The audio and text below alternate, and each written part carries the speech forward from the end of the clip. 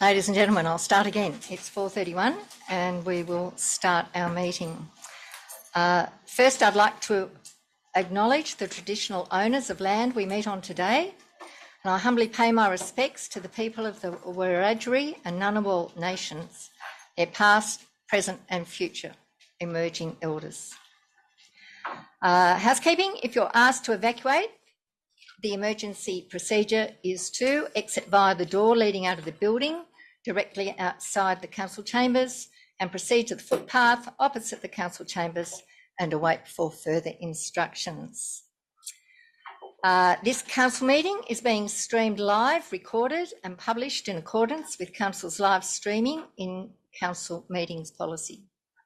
To those present in the gallery today, by attending a public meeting of the council, you are consenting to your image, voice and comments being recorded and published.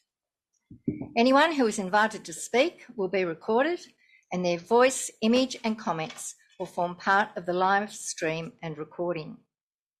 The Chair and or the General Manager have the discretion and authority at any time to direct the termination or interruption of live streaming. Such direction will only be given in exceptional circumstances where deemed relevant. Circumstances may include instances where the content of the debate is considered misleading, defamatory or potentially inappropriate to be published. And attendees are advised that they may be subject to legal action if their actions result in inappropriate and or unacceptable behaviour and or comments. Now, next item is the public forum. And tonight we have 4 speaking in our public forum. And the first, Nicola Shord, on item 12.14, modification to consent operating hours, and Nicola is speaking against the motion. Nicola is speaking via Zoom. Thank you, Nicola. Hi, can you hear me? Yes. Yep, okay. Hello, councillors. As a number of you have recently been elected to council, congratulations, by the way, I would like to begin with a small backstory as some of you would be unaware of this issue. The noise pollution issue with Apollo Fabrications has been going on for approximately 10 years, and I personally lived through it while living at my parents' on and off for that period of time. We moved there 32 years ago, it being a residential area with the odd sound coming from the commentator at the racetrack. Even the business prior to Apollo, Total Quarry, never made a sound. Now, I can guarantee that if you were in your home eating dinner, watching TV or having a conversation, you would like to be able to hear the other person. I would also assume that you would prefer not to hear forklifts swearing and reversing through the night or early morning or large pieces of steel being dropped from a great height. One would also believe that you would not like to hear a blaster so loud that it infiltrates your head so that when it stops, you hear a buzzing sound for a long period of time afterwards. My family are hard workers and we understand that noise can be projected during work hours. However, there is a limit where the noise can become excessive and intrusive. I have witnessed this intrusiveness firsthand. I have seen it affect my parents' sleep, and I myself have been woken up during the middle of the night from a deep sleep by the noise of a forklift constantly reversing and dropping steel. I've also arrived home at 1 a.m. following shift work and observed this occurring. I'm not sure if anyone has lived on a creek in the middle of winter, but the sound carries like you would not believe. Now, the noise policy for industry states that the purpose of the policy is to ensure noise impacts associated with particular industrial developments are evaluated and managed in a consistent and transparent manner. It provides noise levels for assessing the potential impact of noise from industry and includes a framework for considering feasible and reasonable noise mitigation measures. Environmental regulation under the Protection of the Environment Operations Act 1997 and other legislation advises that the EPA has a range of roles and responsibilities with respect to land use planning and assessment of development proposals, particularly in regard to proposals that require an environment protection licence. The EPA must take into account certain matters when making certain regulatory decisions as set out in this Act. The policy provides a framework for decisions in relation to noise matters, for example, for the assessment of the impact of noise pollution and the measures that can be taken to mitigate the impact. So, my first question is... Excuse me, Nicola, you're almost out of time. Could you wrap up now, please? So my first question is there a report from the EPA in regard to the noise pollution. We're advised that a test was conducted somewhere near our house, but where and when exactly we don't know. My second issue is in relation to the noise policy. You see, there's been no transparency with any of this. We're constantly given short notice or no notice in regard to the meetings, and no one seems to have any answers. And again, we're starting over as there are new councillors, some of whom are completely unaware of the last 10 years. And my third issue is reasonable and feasible mitigation issues.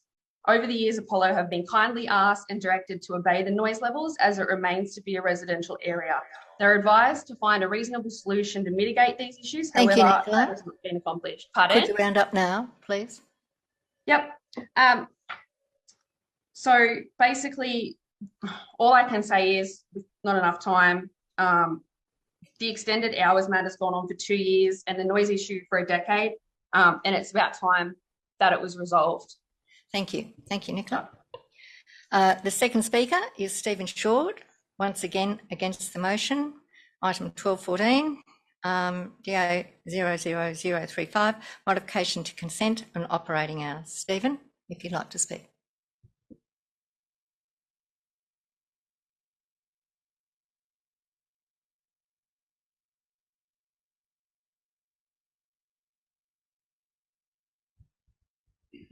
Good afternoon, everybody. I don't think I need that anymore. I'm against the extension of any hours, any proposal they put forward, because they cannot be trusted. And I've witnessed this over the years. 10 years ago, they put a shot blaster in, commissioned it.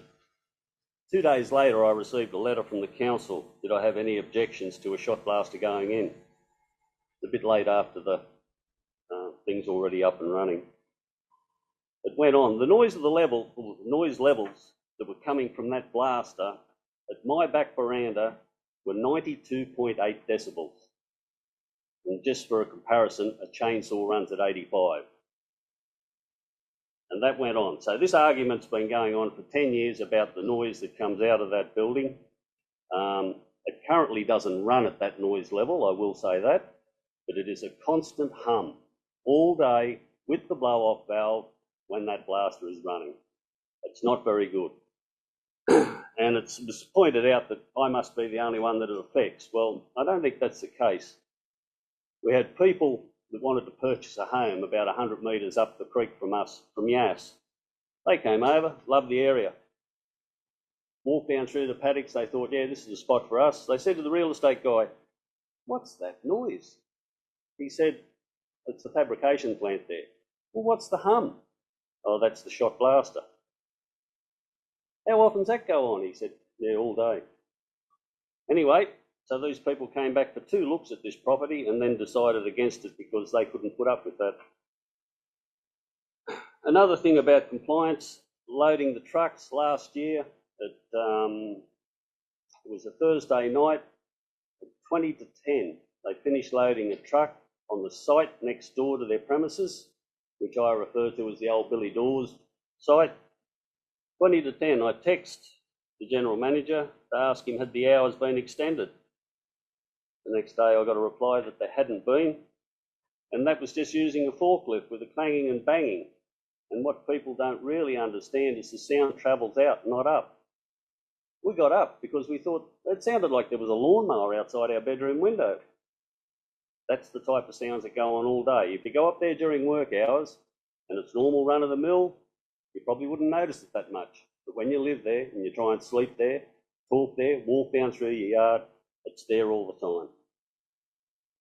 Another instance was the female general manager, I do apologise because I don't remember her name, that was here some years ago, 3 or 4 years ago I think it was. I spoke to her. She said, if you have any issues, give me a ring. One particular Sunday, they're loading a truck over there. So I rang her. Then she come for a walk down through our property, had a look around. She said, they're not supposed to be working. I said, yeah, dead right. So she drove around, spoke to the people that were loading the truck. They pretty much ignored her and said, we've got to get this truck loaded. She said, you're not supposed to be working. They just ignored her again. She come back and told me, and she really didn't have an answer. She said, if it continues, she said, my only advice to you is to ring the police. I mean, Why do I have to ring the police? I didn't give them the go-ahead to make all this noise, expand. I mean, they went onto that site and were told they could only use that existing site.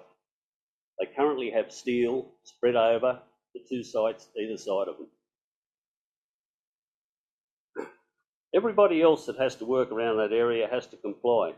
My neighbour was breeding dogs. He had 34 of them. They were making a hell of a noise. The council went in front of him about it.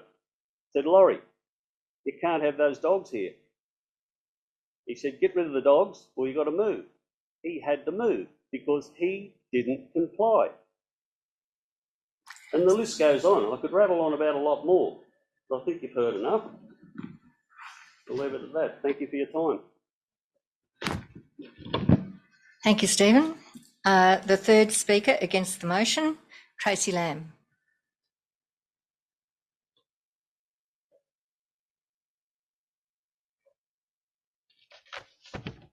Thank you for the opportunity to speak today, Mayor and Councillors. Thanks for your time. I wish to oppose this application by Apollo to amend the approved hours of operation for specific activities. My partner and I own 2 properties in very close proximity to Apollo industrial sheds. I have previously spoke on this matter and I would like to make it clear I'm happy to support any business in the local area that wishes to further develop, but I'm not supporting this in our residential family area.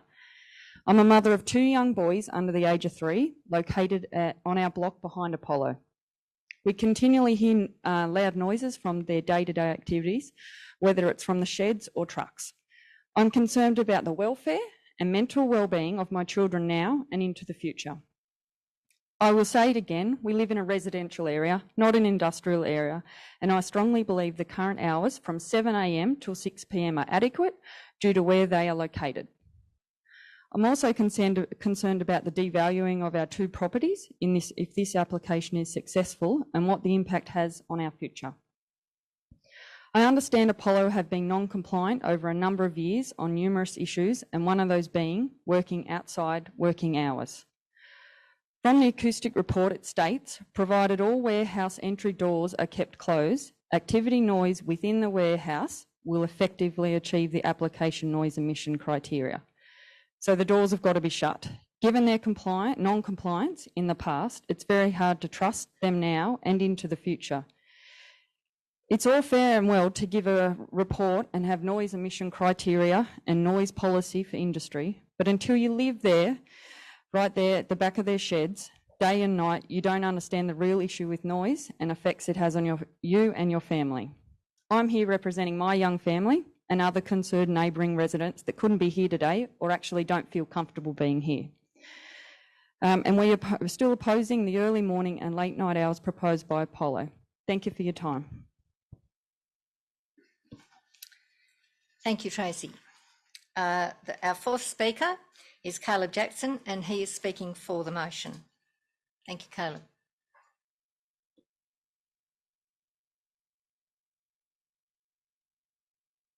Thank you. Thank you. Good evening, Madam Mayor, councillors and the young community. Thanks for the opportunity to address this forum in relation to the modifications of consent operating hours presented to council. I'm speaking today in favour of the recommendation 12.14, page 398 of today's agenda. The purpose of the application is to better reflect the normal and sustainable operating hours of our business. The proposed hours of operation remain substantially the same as originally approved, and it is not an attempt to operate the business in unreasonable times. The application is specific to secondary quiet activities, including loading and unloading of trucks, site maintenance, office administration and deliveries off-site. In line with the reports from independent acoustic engineers, these activities meet the acoustic requirements for the EPA and the New South Wales roads noise policies.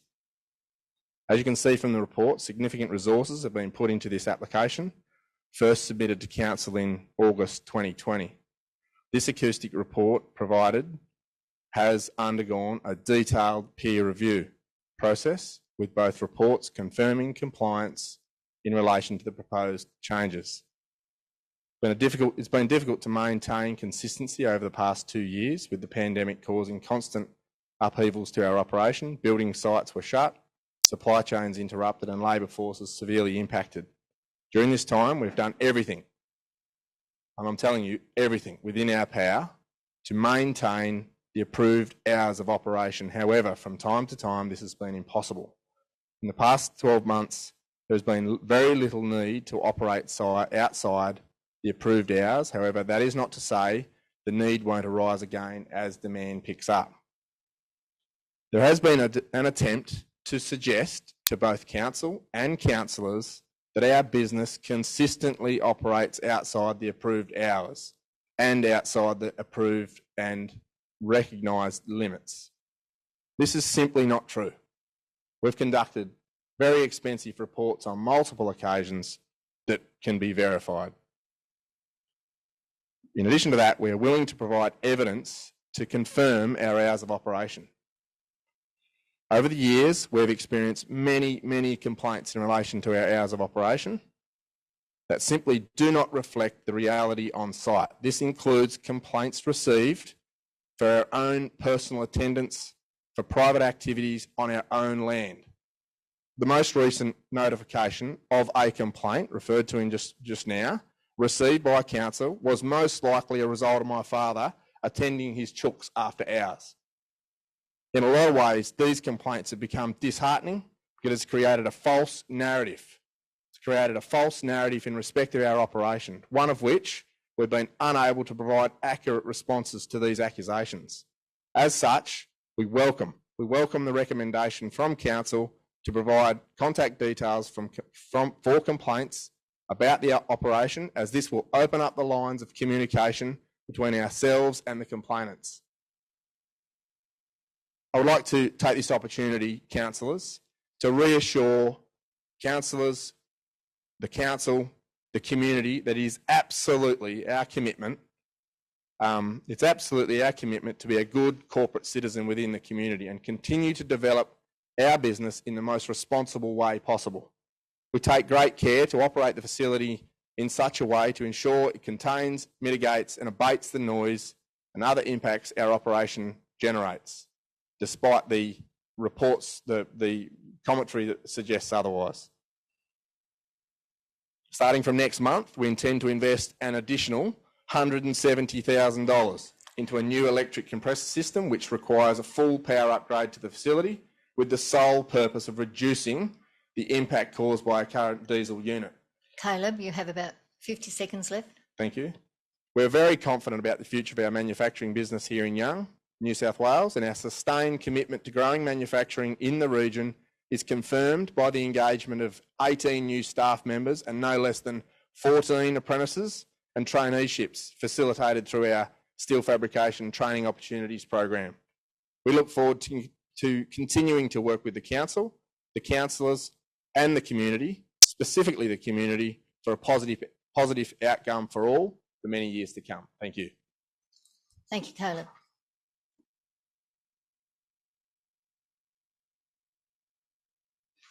All right, councillors, the next item on our agenda, sympathy expressions, and I ask that the staff and members of the public be upstanding for a minute's silence to express our sympathy on the passing of the following people: Evelyn de la Torre, May Irving, Patricia Jasperser, Paul Wright, Tiffany Mason, Carol Wall, Terence Tomlinson, Melville Carmichael, William Murray, Gay Malin, Ronald Dorr, Ronald Hall, Elizabeth Kuhn, Janice O'Reilly, June Briggs, Coral Edgeworth, George Paris, Winifred Caldwell, Karen Curtis, John Shea, Shirley Ricks, Freda Galvin and Gary Clark.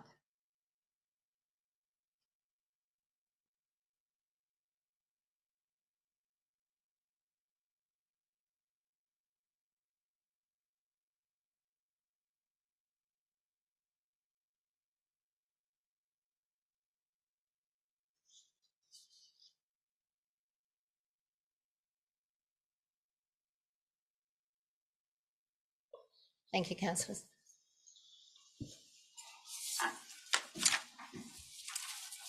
The next on our agenda, confirmation of minutes, 6.1, 22nd of 01, confirmation minutes, Hilltops Council Ordinary Meeting, 24th November 2021. Do I have a mover?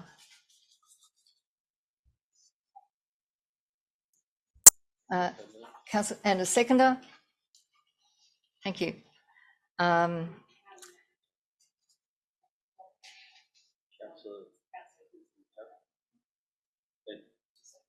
Through you, Madam Mayor, it's not required for a councillor to be in attendance.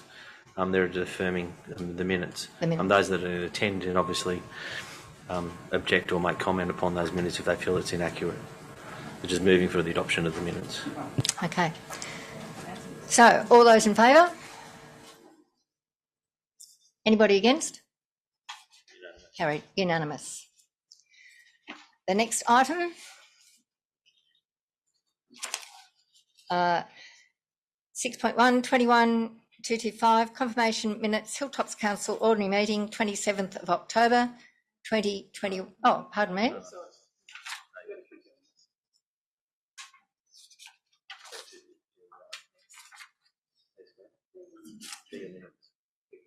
Oh, pardon me. Sorry. Thank you for your indulgence, everybody. It is on the screen. Yes, all right. This one? Yeah, 6.2, 22nd 02, confirmation minutes, Hilltops Council Extraordinary Meeting, 5th of January 2022. Do I have a mover and a seconder? Mover. Councillor Stadmiller, seconder. Councillor Foreman. All right. Those in favour? Carried.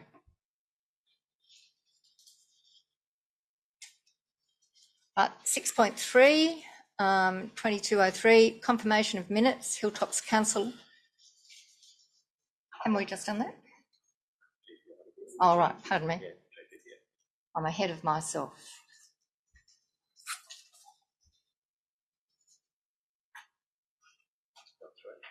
All right, 6. Down here. 6.3.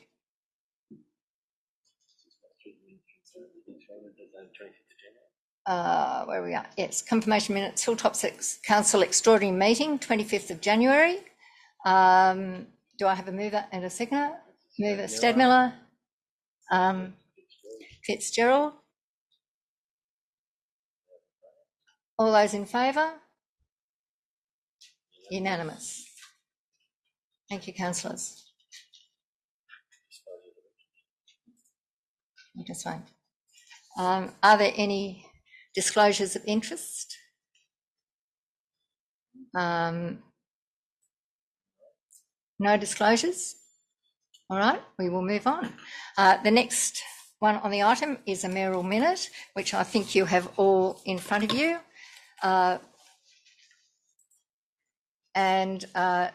This is in response to a meeting that I was at with the country mayors and the Australian Local Government Association, and they're looking for our support for their federal campaign to support the cause of local government. The most important part, most probably, is that economic recovery, points 1 and 2, injection of financial assistance grants to local government, and then a commitment to return the financial assistance grants to at least 1% of the Commonwealth taxation revenue. And they're asking us to send letters to all the candidates, or everybody standing in support of the local government election campaign. Move that way, Madam Chair. All right. Madam Mayor. Thank you. Moved. Second. Thank you. All those. No more comments. So all those in favour? Unanimous. Thank you. It is to all the benefit of all of us, I think, to support that campaign. It certainly is. The next one is the mayoral report. It's there in front of you. It's been a busy month, a busy induction may I say, to the role of sitting in the Mayor's chair. And I'd just like to remind everybody, it's not me that I'm being asked, it's the Mayor and the position. And I'm just in the seat for as long as you wish me to be here. And can I also say it has been a privilege to be working with the community. As we go round the table, we have before us Councillor Armstrong. Have you any more to add to your commitment? As presented in the business paper. So you need to move your. Oh, pardon me. And have a second. I need to move my report, and do I have a seconder? Thank you, Councillor Ingram. Thank you for your support. All those in favour? Against? Carried. Right. Now we're coming to council reports, and Councillor Armstrong, you're happy with them as minuted there? Yes, Madam Mayor. Okay, thank you. Councillor Mary Dodd? Yep, as written. Councillor Patrick Fitzgerald? Councillor Alison Foreman? I'd just like to add, I did the, on the 9th of February, the councillor briefing. On the 18th of February, the Lions Club civic reception, and have attended so far 3 of the Hit the Ground Running webinars. Thanks. Thank you. And they will be added. Councillor Hewson, as minuted, and Councillor Mackie. Looks like you've had a busy month.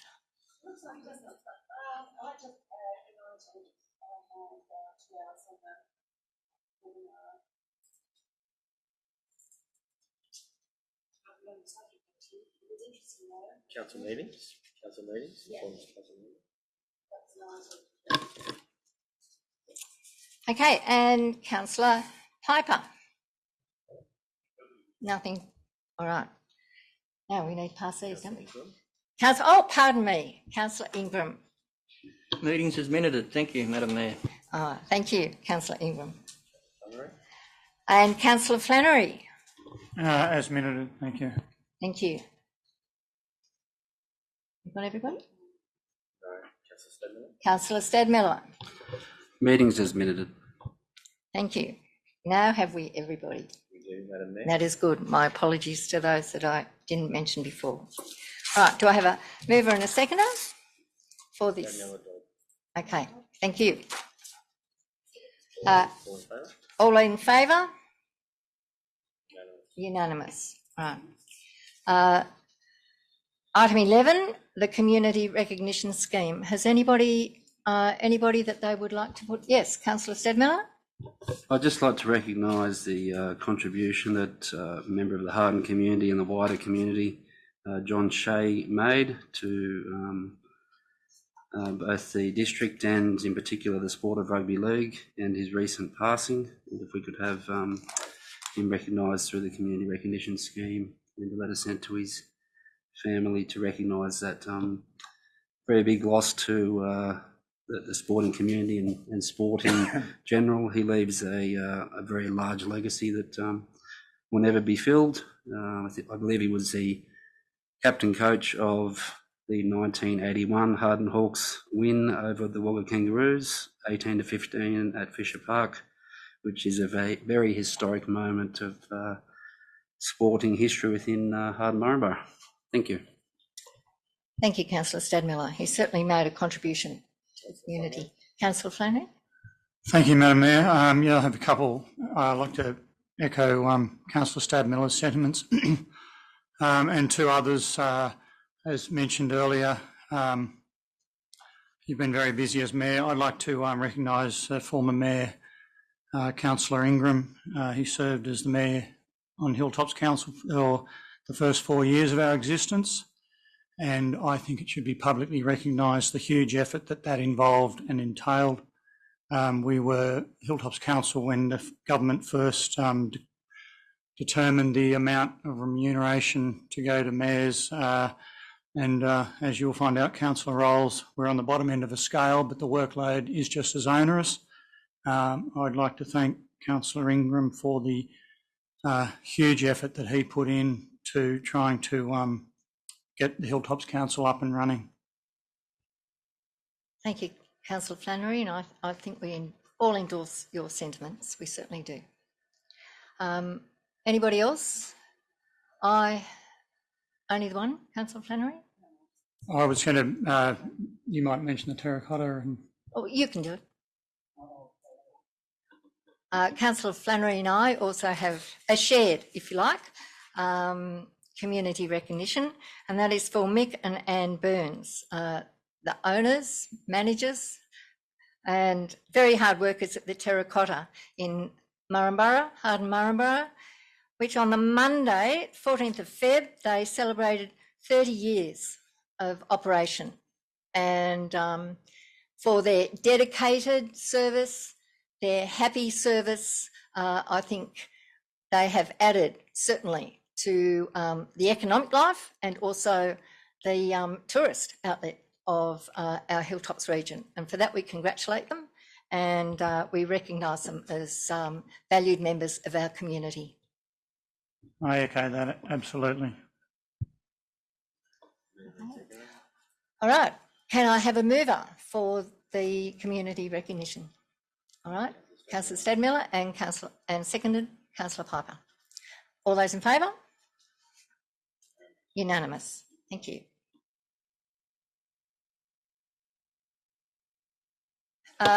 We come to the General Manager's report, and because we had people in the public gallery, we're going to move forward. Item 1214, 2219, DA 000315, modification to consent for operating hours. I'll ask for a mover and seconder. Move that way, Madam Mayor. Thank you, Councillor Ingram, and seconded Councillor Armstrong. Oh, pardon me, Councillor Armstrong. Before we move into discussion, and I ask the mover to make some comments. General Manager, have you any comments that you'd like to make? Through you, Madam Mayor, as with any DA report, the recommendation from council staff is based upon the legislative guidelines. They are impartial and they provide, should it be shown that it is compliant in relation to the legislation, they will make the recommendation to approve a development application, whether it's this one or any other. However, I will pass because I know some people have some very strong views. Thank you, Madam Mayor. Thank you, Mr. General Manager. Councillor Ingram, moving the motion, would you like to speak to the motion? Thank you, Madam Mayor. I'll be speaking against the recommendation. Councillors, I think we need to have a close look and have what they call a conscience vote on this item, because there's a few matters to think about. I've read all the reports, and I draw your attention to the summary on page 505, 2.2.1, and with the greatest respect to the authors, I find the results to be ambiguous and non-conclusive at the very best. You go to the day report on page 443, they say the noise would be considered as acceptable. The independent report uses a much bigger word that I don't really use that often, but imperceptible. All very non-conclusive. So what I think we need to do to understand what's going on is put ourselves in the shoes of the residents who live in that residentially zoned part of town and consider some things. Firstly, maybe we look at the loss of value of the properties that's been spoken about already, that they have already suffered. And the value of them will only decrease more if this is allowed to happen. And I'm pretty sure the real estate agent who was noisy last time the applicant came to council could attest to this. But then again, he doesn't live on that side of town, so I probably won't worry him. Loss of lifestyle. The residents have already suffered immensely in this regard over the last 9 years due to non-compliance by the applicant, which they openly acknowledged at the last time they spoke to council, and I have dealt with over a period of 9 years. The phone calls they talk about that were made, I also received those phone calls. Late at night, early in the morning, on and off. So councillors, can you imagine if you have invited your friends over for a barbecue and drinks, but you can't go outside and start till 10 past 10 because of the noise and you can't hear each other talk. So not really acceptable for residential areas. So councillors, let's be fair, honest and transparent. Given I have read and heard those comments made quite often recently by councillors. So let's say we live next to the applicant's steel manufacturing business. We could be a working couple with a couple of young children, or we could be just a retired couple who invested in a residentially zoned part of town and plan to enjoy a stress-free and relaxing lifestyle into their later years. So taking that on board and the record of non-compliance, councillors, could you really sit here and say that you'd be happy to walk into the applicant's office and say, look, I'm happy for you to start driving forklifts around and banging and clanging and loading steel onto trucks at 5 a.m. in the morning? And yeah, it's fine, go up to 10 p.m. at night, Monday to Friday. And yes, it's fine to start again at 5 a.m. on Saturday morning because I don't want to sleep in. Fellow councillors, I'll be open, honest and transparent. The answer from my family is no. One of the second changes is in regard to delivery off-site. So yes, you say to the applicant, we're happy for you to start trucks up at any time during the nights, 24 hours, 7 nights a week, in and out. Again, my family response was no.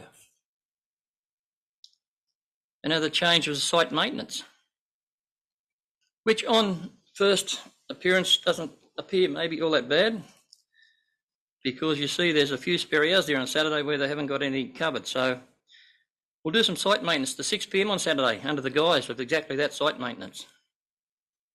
My open, honest and transparent answer to that is also no. It is clearly a cover to be able to operate until 6 p.m. on Saturdays.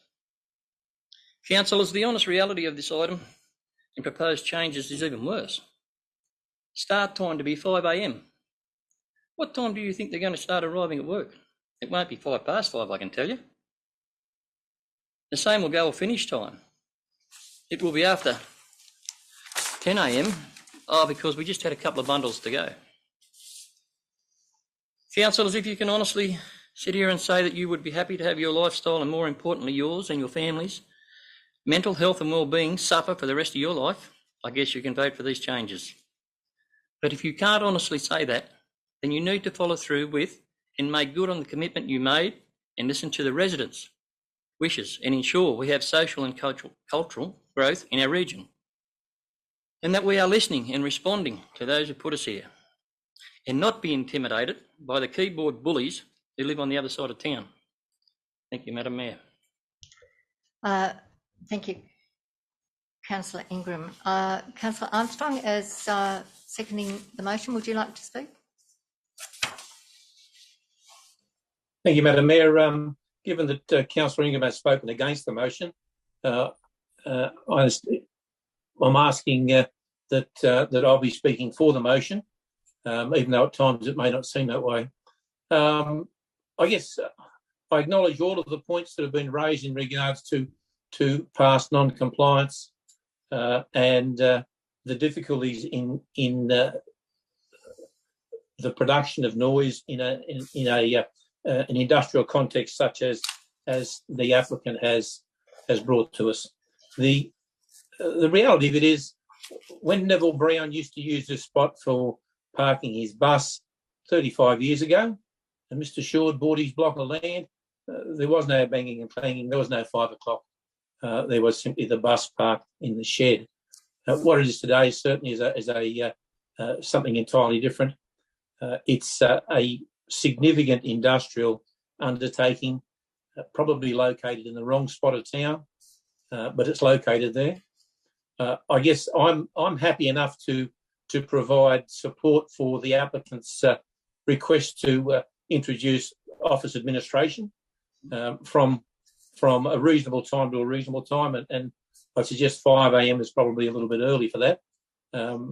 So from 7 till 10, Monday to Sunday. I'm happy enough for some site maintenance to be undertaken on Saturdays at the same time that manufacturing ceases, though, because surely site maintenance will be undertaken by workers. In terms of the delivery off-site, it's never been a trucking depot. To provide an approval Monday to Sunday, 24 hours, in my mind, turns the area into a truck depot. That's something that's never been, so I couldn't countenance that. I support the retention of the existing trading hours for blasting, painting, loading and unloading, and also manufacturing. Thank you. Thank you, Councillor Armstrong. Question. Is there question through you, Madam Mayor? Councillor Armstrong, were you proposing amendments to the times? Councillor Flannery, that was my intention a little later on, but I was speaking in regards to my support of the development.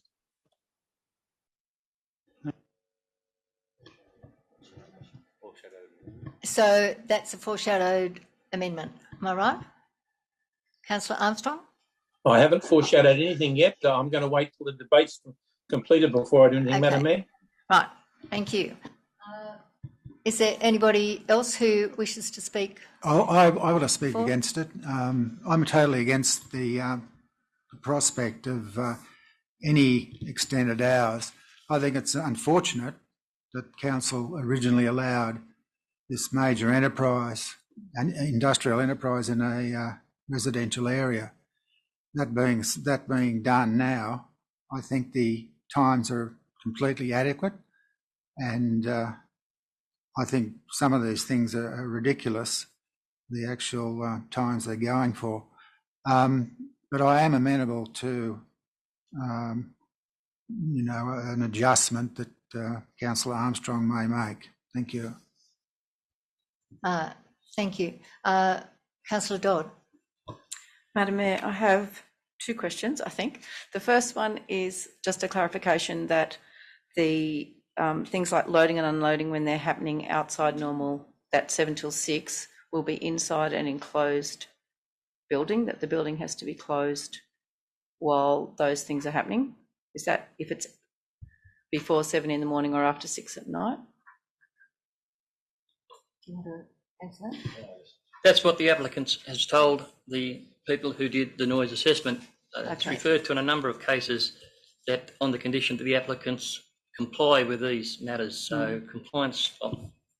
Yeah. That's my second question, is that compliance seems to be an issue, and I think I read this right to say that the person who receives the complaints is actually the applicant, and the council can see that register, but the register is kept by the applicant. And can we move an amendment maybe that the council regularly, like put an actual 3 monthly, 6 monthly, that report will come to council? So that's D 4 D1V, that it says that they are going to keep the register and the register is available for inspection by council. Can I suggest that actually that is put in, that council inspects that register regularly, that it's not just left up to council to do it sometimes, but it is actually put in to be monitored?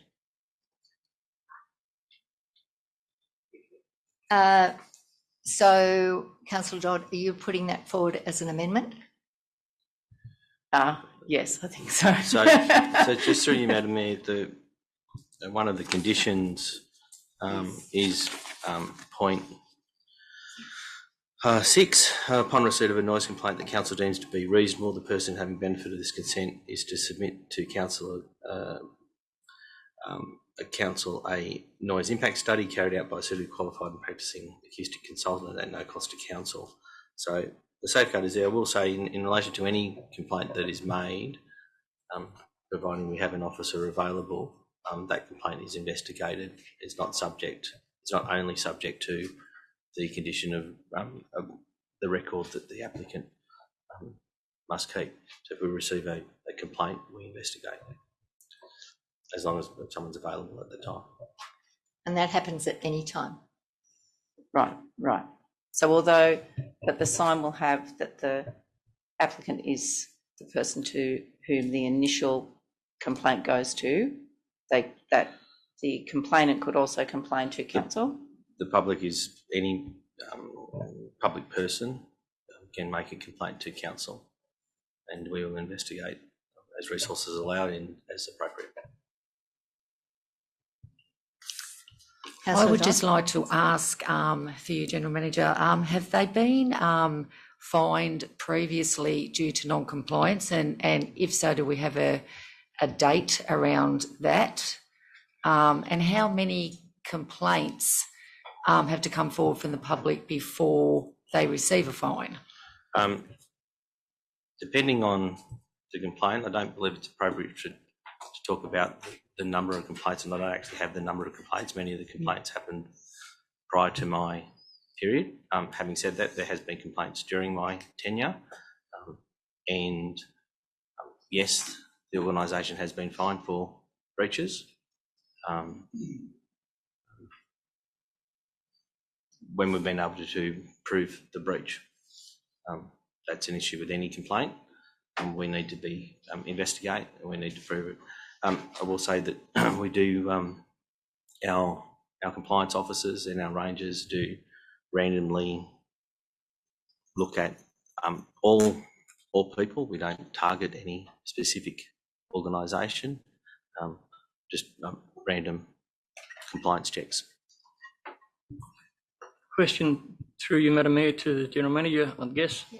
Do you happen to know if the applicant is compliant with the block that was levelled out and the use that it was allowed to have at the moment? Through you, Madam Mayor, I recently did make an inquiry from our compliance officer to do a check against the DA conditions, and I was advised that they were compliant. I've not seen a report on that. That was just they appear compliant, so there was no detailed report provided, but that was just a statement made by the compliance officer. Thank you. I'll have a look at that DA report. Anybody? Yes, Councillor Stedmiller. I'd like to foreshadow a motion, Madam Mayor, that if the recommendation as printed in the business paper does not get up in the affirmative, a 6-month trial be put in place instead, and that a joint register of complaints be kept by council and the company Apollo. I don't see how leaving a register in the company's hands solely is a good way going forwards. If we're receiving complaints, we need to be across the complaints at the same time as Apollo. Thank you, Councillor Stedmiller. So that's a foreshadow motion. Question for Councillor Stedmiller. In your foreshadow motion, you leave the bonds back at the same as That's correct. Thank you. Yes. Councillor Armstrong, you were saying before that you were foreshadowing an amendment? I guess if the debate's completed, then I'm happy to foreshadow an amendment, that amendment being... Just, Councillor Armstrong, I think Councillor Piper has his hand up. Would you like to make a comment? Sorry. I'd like to get the council to support this. Having been in a situation myself with my business, the company itself doesn't want this to happen, because every time they come in at 5 o'clock or 10 o'clock at night, they're paying overtime for people. They don't want that. Now, why do they come in to load a truck at 5 o'clock in the morning, and let's pick a suburb out, let's say George Street, Sydney. They manufacture something to go to a customer in George Street, Sydney, and that customer has gone to the Sydney City Council and got permission to shut the road off for a certain period of time while this bit of fabrication they've got is lifted up and placed in position. So the council, the same as our council here, wouldn't say, well, you come on in at 12 o'clock when the traffic's the heaviest. You get here early and get it up and out of the way. The customers are paying for anything $600 or $1,000 an hour for a crane to lift it up. So in order to do that, it has to leave Young at a certain time. The next one is police play a big part in this. They say to the same company, get that truck off the road or get it on the road at a certain time when the traffic is the least, and then make sure it's off the road at this time. We're going to be supposedly, according to the report we've got, loading and unloading inside a closed door. Now this, not my council, but the council before us, paid money to have an acoustics survey done. And that survey came back saying, yes, they comply to New South Wales regulations quite legitimately. And there are figures available that you can go and get that last year they only did this less than 15 times in 365 days, which works out a percentage of 4.1%. And if I was going to the races, I wouldn't be putting money on a horse at 4.1%. They have done everything possible, putting in noise guards, noise barrier guards everywhere. The thing that we have to be careful about is, though, they must comply. That's the thing, they must comply. But we haven't had them with the extended periods to do this. And that's why I'm supporting the motion for the extension of time. Thank you, Councillor Palmer. So it's been asked for a point of clarification regarding the code of meeting practice. Councillor Armstrong, you've foreshadowed that you're going to make an amendment, and so under 10.19 of the Act, the foreshadowed motion and foreshadowed amendments are to be considered in the order which they are proposed. However, foreshadowed motions cannot be considered until all foreshadowed amendments have been dealt with. So my read on that was the foreshadowed amendment would take precedent over the foreshadowed motion.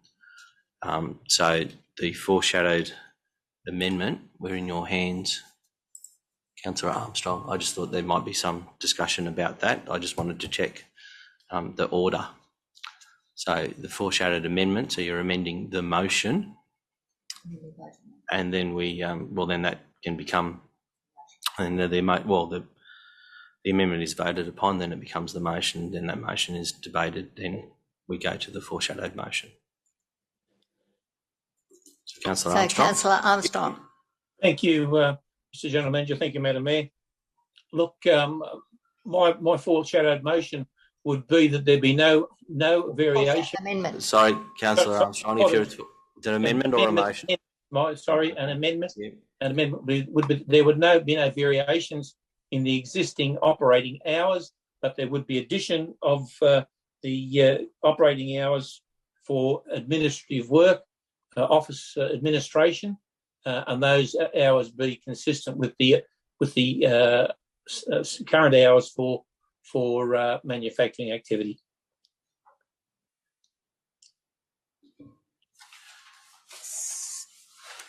So we're just waiting while Madam Mayor, for clarification. So what's that? Yes, Councillor Flannery. We're referring to the hours listed on 403. Is that correct, Councillor Armstrong? This is on page 403, from 7 to 6, Monday to Fridays, Saturdays 7 to 11, and Sundays and public holidays, no activities permitted. However, we would have office administration then added in Monday to Sunday from 7 a.m. to 6 p.m. I suppose we'd probably make that, 6 p.m. and no changes in the others.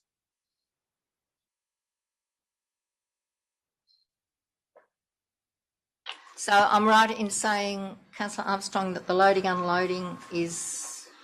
So Councillor Armstrong, for simplicity, there's obviously multiple hours of operations depending on what function it is. If I'm to understand correctly, all of those functions, you're saying those original times as detailed on 403, with the addition of office administration Monday to Sunday, 5 a.m. to 10 p.m. That is the one part out of those amendments that you would say in addition to the existing. Is that correct? Correct. That's correct. Okay, so for simplicity, I would believe, for the purposes of the motion, instead of trying to change all of the times, we put the table up Mondays to Fridays, Saturdays, and then the addition office administration and all the others are then not part of the motion, and it is an amendment to it.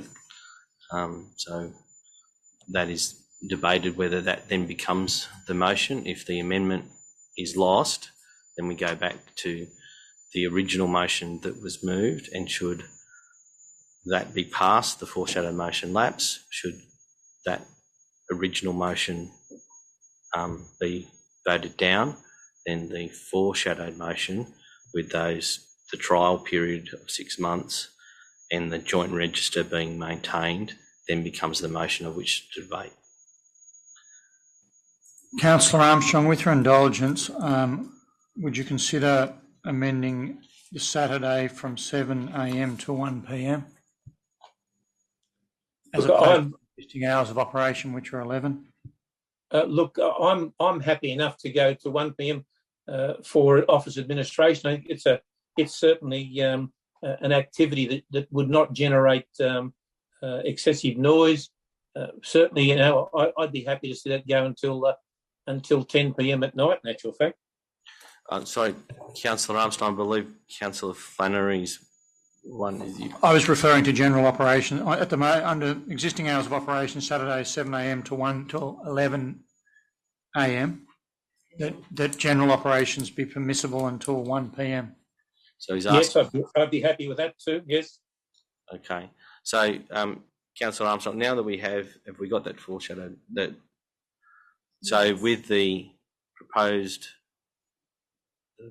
the amendment to that then becomes the table on page 403, but on Saturday it reads 7 a.m. to 1 p.m. So an additional 2 hours covering all of the activities, as well as the addition of noting office administration 5 a.m.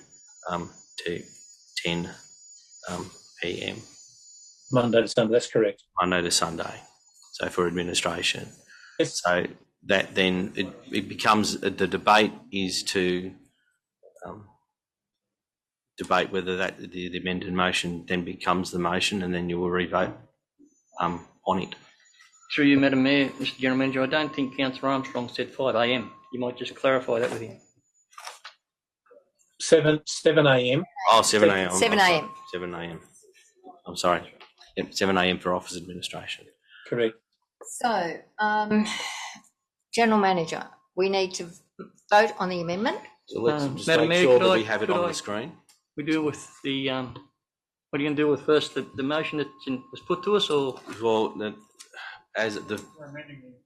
we're amending the motion. It's been, it's the amendment to the motion to change the motion. So the amendment, we debate the amendment, so then that becomes the motion, and then you vote upon the motion. So what you're effectively doing, you're replacing. I'll use my right to reply now, if that's okay then.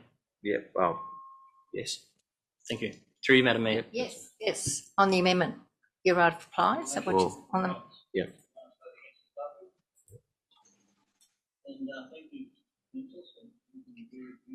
Your microphone, Mr. Councillor. I said thank you, councillors, for your varied views, and I take them all on board. And I understand probably more than most, being here at the start of it, that this business has grown and is a completely different operation from the one that was granted permission to operate under prior use rights. Something, again, that was and is still very contentious in itself.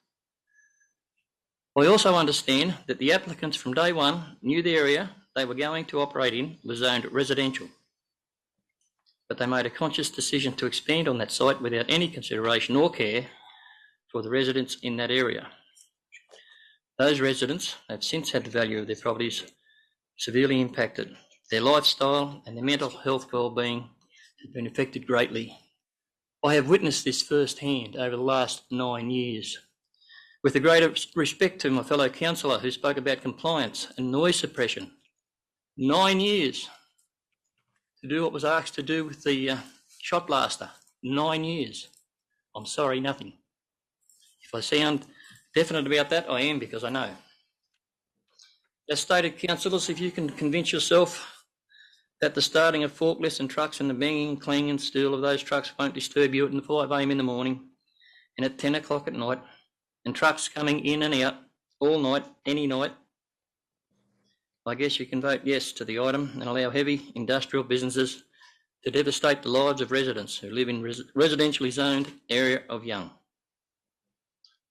And as I said earlier, councils, you put yourself in those homes and those neighbours next to them, and then vote with your conscience. But I cannot in all good conscience do that, and I believe the council will be falling short of its responsibility to our residents if that was allowed to happen.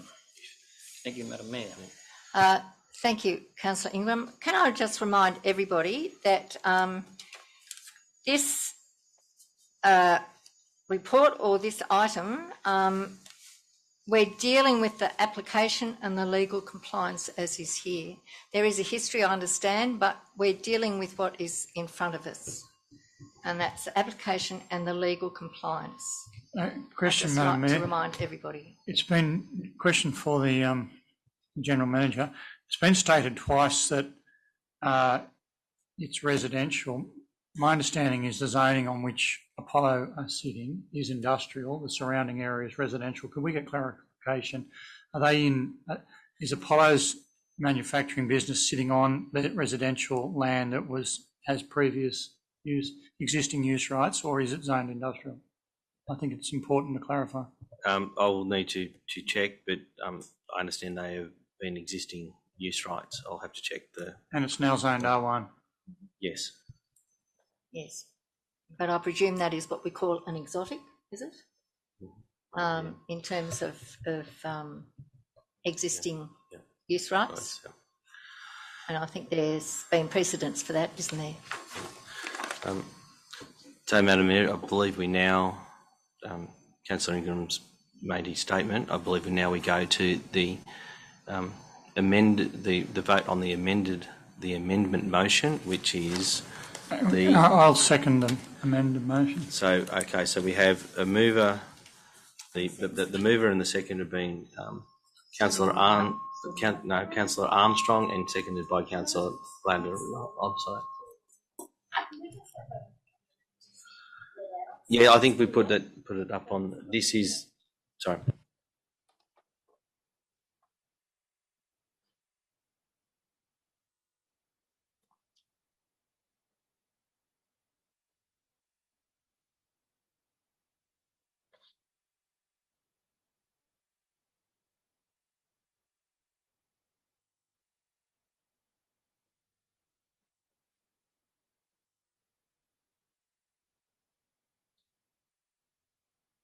Excuse me, Councillor, I'm just making sure that you can see exactly what you are voting on within the amendment and just on to stage it through so there's no confusion.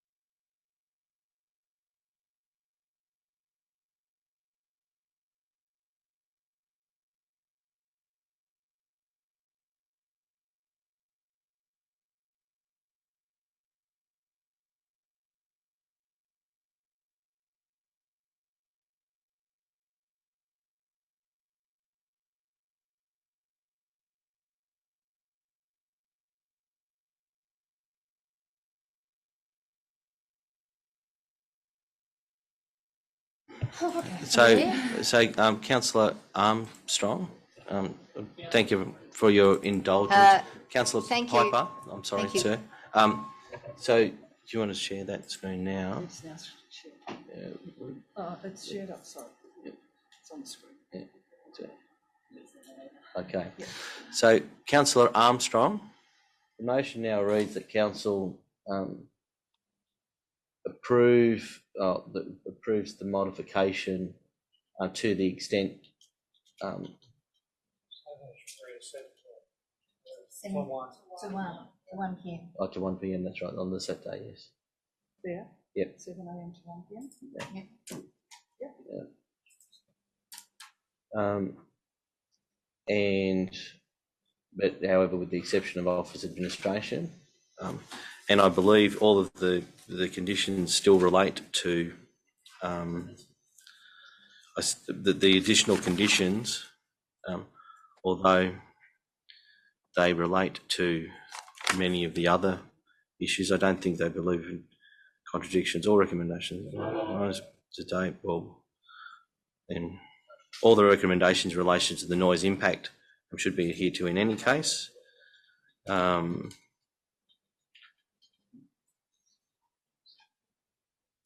The consent of additions, deliveries, that's not in contradiction of the existing. Person having the benefit of the, and that's still having the register. The person having the benefit should record the register. The limitation on the noise should remain, and the noise complaint. Obviously, that would be separate to you. So, I believe all of those things still are not in contradiction of the extension proposed by Councillor Armstrong. So that is, we then vote on this as the amendment, and then it becomes the motion. Then the councillors will then talk and debate that motion. Should it pass? If this amendment does not pass, we then go back to the original motion, and then that is voted upon. And should that pass, so be it. If it fails, we then go to the foreshadowed motion, and we'll work on the wording of that when we get to it. Councillor Stadmiller. Question for the General Manager. Is the intent of Councillor Armstrong's, whatever we're calling it, to basically follow the recommendation as printed and change the administrative hours from 7 a.m. to 11 a.m. on Saturdays to 7 a.m. to 1 p.m. and extend it by 2 hours on Saturdays? Is that correct? I believe what the modification application is far more extensive than what is being proposed by Councillor Armstrong, because it changes many of the hours, extends the hours very differently to what is being proposed by Councillor Armstrong. Councillor Armstrong has stated that he believes office administration should be able to happen all week round between the hours of 7 a.m. and 10 p.m. And please, Councillor Armstrong, correct me if I'm misrepresenting what you've said. However, then there was a small modification in relation to the existing hours on the Saturday extended from 11 a.m. to 1 p.m. So the change from the current approved development for the amendment proposed by Councillor Armstrong, in summary, is 2 additional hours on a Saturday for all things that they are allowed to do, which would include all of the activities as listed, with the addition of office administration can be Monday to Sunday, 7 a.m. to 10 p.m. All other changes to the manufacturing, blasting, painting, loading, unloading, etc., are not to be considered. There is no extension other than those modifications that I said, additional 2 hours and stuff. Okay, so just for clarification, we're approving nothing that's been recommended here other than the extension of administrative hours on a Saturday by 2 hours. No, administration hours all through the week, 7 a.m. Yep. But 2 hours for all activities on the Saturday, from an additional 2 hours on the Saturday. But all other things remain the same. So that means that it's a full rejection of the recommendation, the change in administrative hours. Thank you for the clarification. Can I get a clarification on that too? The recommendation has 4 parts, A, B, C and D. Yes. Are we just altering C? We are, well, my read on this is with the additional drawings, their additional information to the report. So that's additional, you're allowing for those additional things to be added to the development application. However, all works associated with it by this consent with no cost to council, that is, stays. The condition 82 is only modified in the way in which has been described. But condition D would stand. Well, addition D, as in, on my read, is there's nothing in that contravenes what activities doing the going line by line. Yep. The recommendation of environmental noise impact assessment, adhering to outside of those hours, it's to be adhered to. Point, I think condition D2 would have to be amended until 1 p.m. Otherwise, it's inconsistent with the amendment. Yes. Yep. D2 to 7 a.m. to 1 p.m. To 1 p.m. No, it's Monday to Friday, 7 a.m. to 6 p.m. Saturday, 7 a.m. to 1 p.m., which is the additional 2 hours.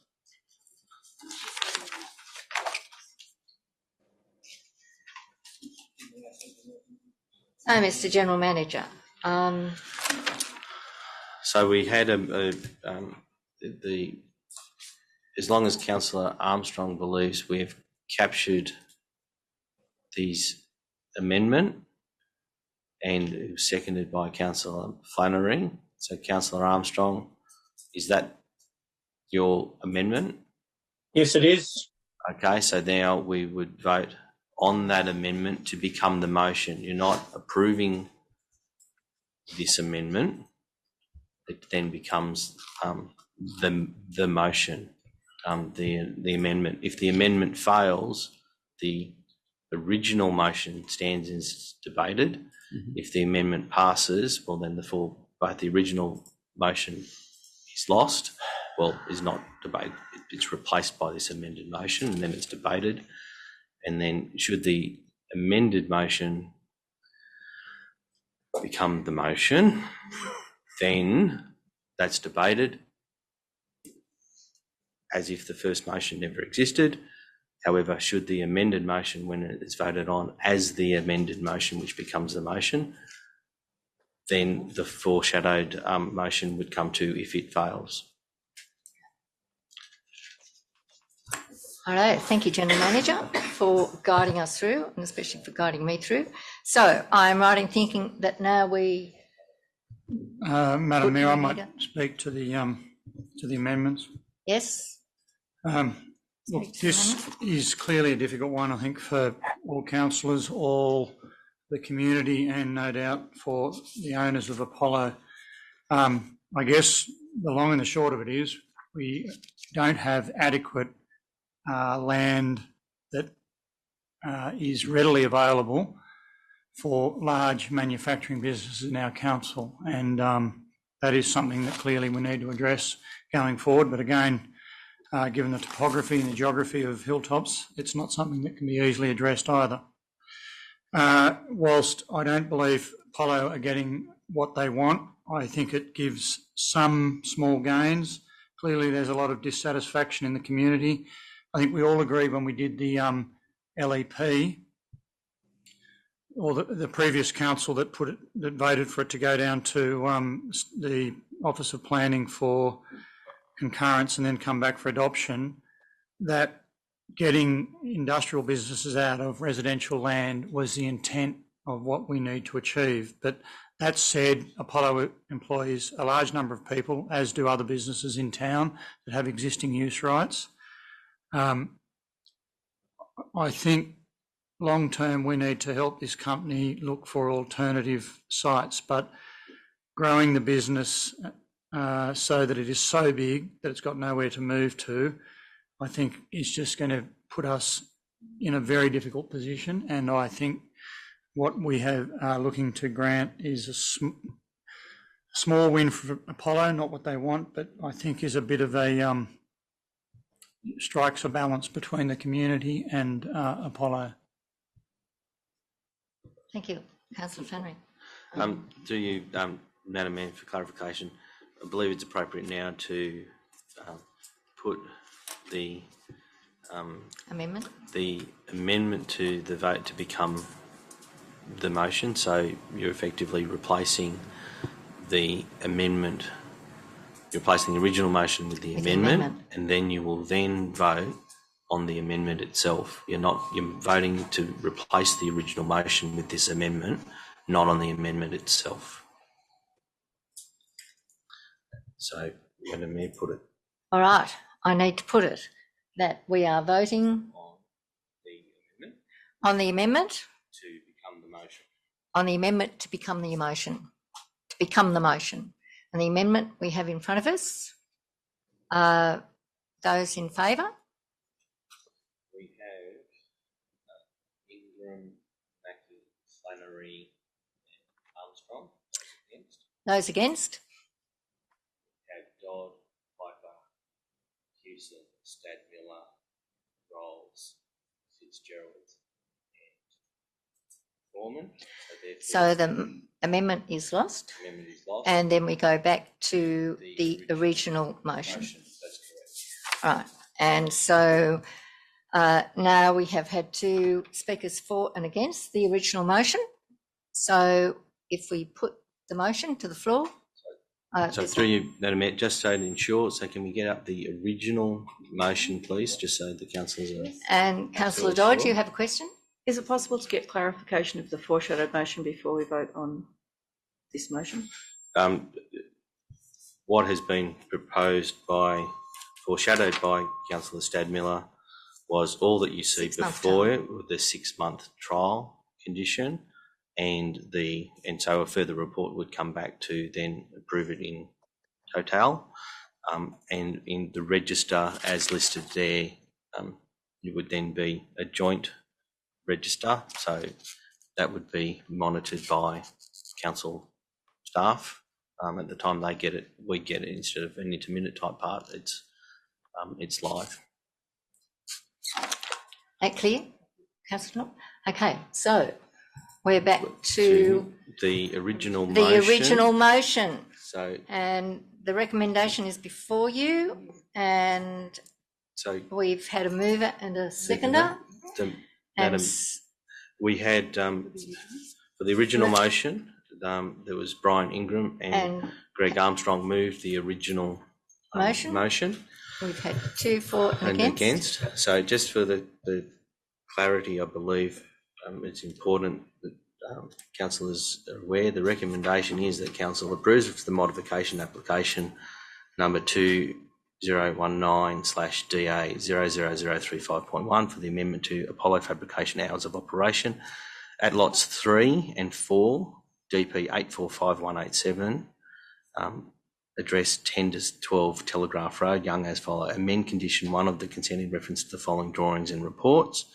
The amendment to the Statement of Environmental Effects prepared by Silvestro, planning dated November 2020.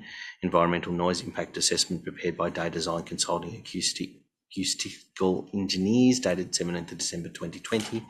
Proposed site plan prepared by Unique CAD Experience dated 28th of October 2020. B, amend condition 9 of the consent to read as follows. All works associated with the development or required by this consent be at no cost to council. C, amend condition 82 of the consent to read as follows. The hours of operation for the development shall be restricted as follows. Manufacturing Monday to Friday 7 a.m. to 6 p.m. and Saturday 7 a.m. to 1 p.m. Blasting and painting Monday, Friday 7 a.m. to 6 p.m. and Saturday 7 a.m. to 1 p.m. Loading and unloading Monday to Friday 5 a.m. to 10 p.m. and Saturdays 5 a.m. to 3 p.m. Delivery off-site Monday to Sunday, 24 hours. Site maintenance Monday to Saturday, 7 a.m. to 6 p.m. and office administration Monday to Sunday, 5 a.m. to 10 p.m.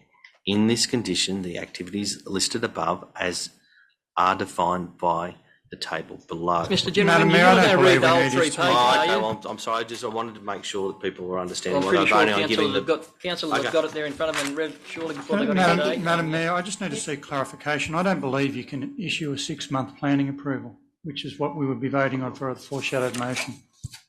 Mr. General Manager, have you comment on that?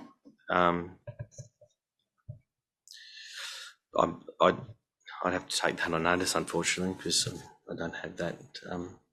Okay. A planning approval is a planning approval. Can't be granted for 6 months. Would you like to comment on that, Councillor Armstrong? Yeah. I'll leave that to the professionals, Councillor Flannery. My belief is that once the cat's out of the bag, it's out of the bag. Righto, let's go back to the motion that we have in hand. If everybody is happy that they understand and have read the recommendation, that the General Manager was just making sure that we understood all parts of it. Mr. General Manager, can I just clarify? Should we, before we pass the motion, actually read through these? Is that best practice? No, it's not best practice. It's just given the lengthy debate, I was trying to ensure that councillors knew what they were voting on, given the extensive debate that it's had. But if it's not required, I won't do it. Thank you, General Manager, for your concern for us. Councillors, do you feel happy that you understand what is involved and what you are voting on? Yes? All right, we've had 2 speakers for and against. I'll put it to the vote. All those in favour? Councillor Dodd, Pfeiffer, Stadler, Rolls, against. Those against? Ingram, Forum, Fitzgerald, Mackey, Flannery, Hewson. So, the next step, do we go to the foreshadowed motion? No, well, actually the motion is lost. So then we do go to the foreshadowed motion. We do. However, I will say I do not have an answer for the ability to the 6 month. Does the foreshadowed motion now is in conflict with the motion that we just voted on? It's exactly the same money for a 6-month period. You can't have that. Sorry. Look, I cannot talk to the trial period. I'd take it on. No, I don't mean, sorry, Mr. General Manager, I didn't mean through you, Madam Mayor. I didn't mean that 6-month period. Yeah. The foreshadowed motion is the same as the motion that was just voted out. Except with the for a time variation. Yeah, it's the same. Everything was the same. So it's in conflict with the motion that was just voted out. Sorry. Excuse me. Councillor Stadmiller. It's not in direct conflict because it contains a joint register between Apollo and Hilltops Council. It's additional conditions. No, it's in conflict with the motion that's been lost. It's the same motion that has been lost. Except with some additions. Councillor, it's not a substantially different motion. No, I understand that.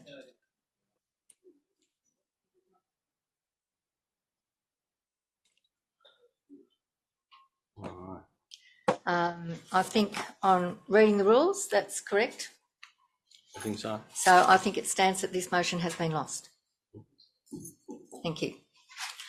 All right, let us move on.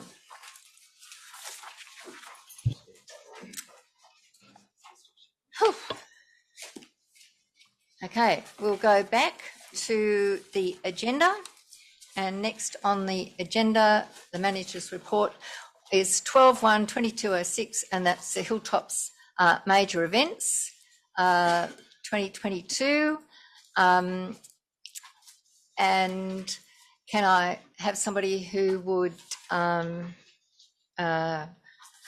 Pass the motion, please. Chair, I'd like to move a motion.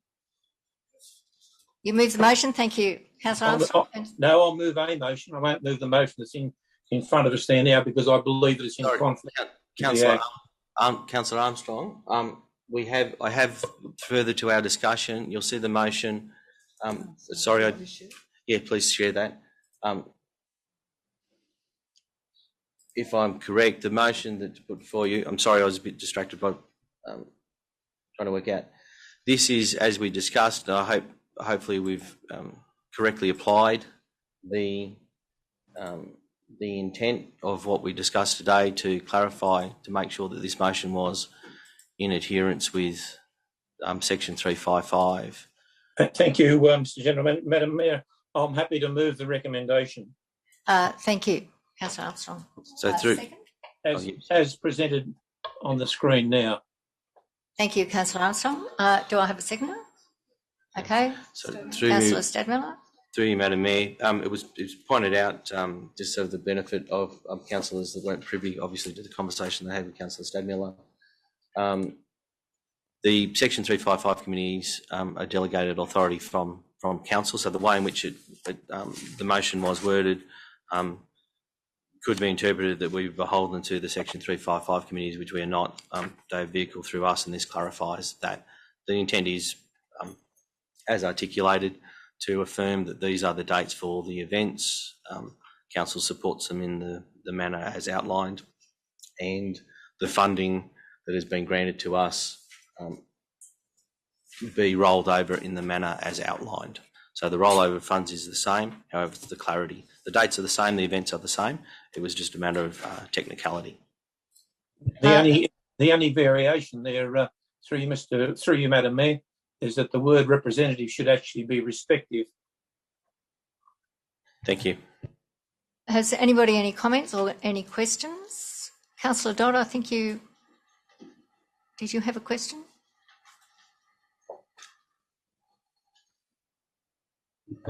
Madam Mayor, if I'm reading this correctly, the first item A there is the Burra Irish Fest. Is that correct? Is the date correct? Through you, Madam Mayor,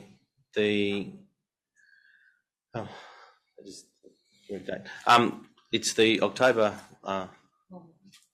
long weekend. So the date here is incorrect then? It should be Sunday the 9th of October.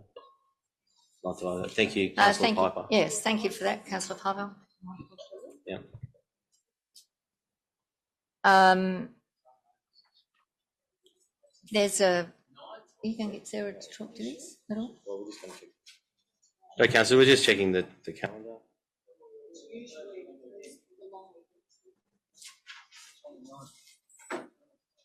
Well, that would mean that Kite Festival is out of sync too.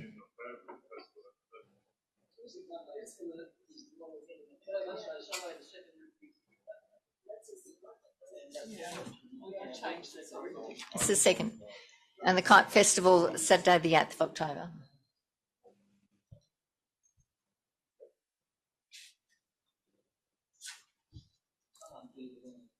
Yeah.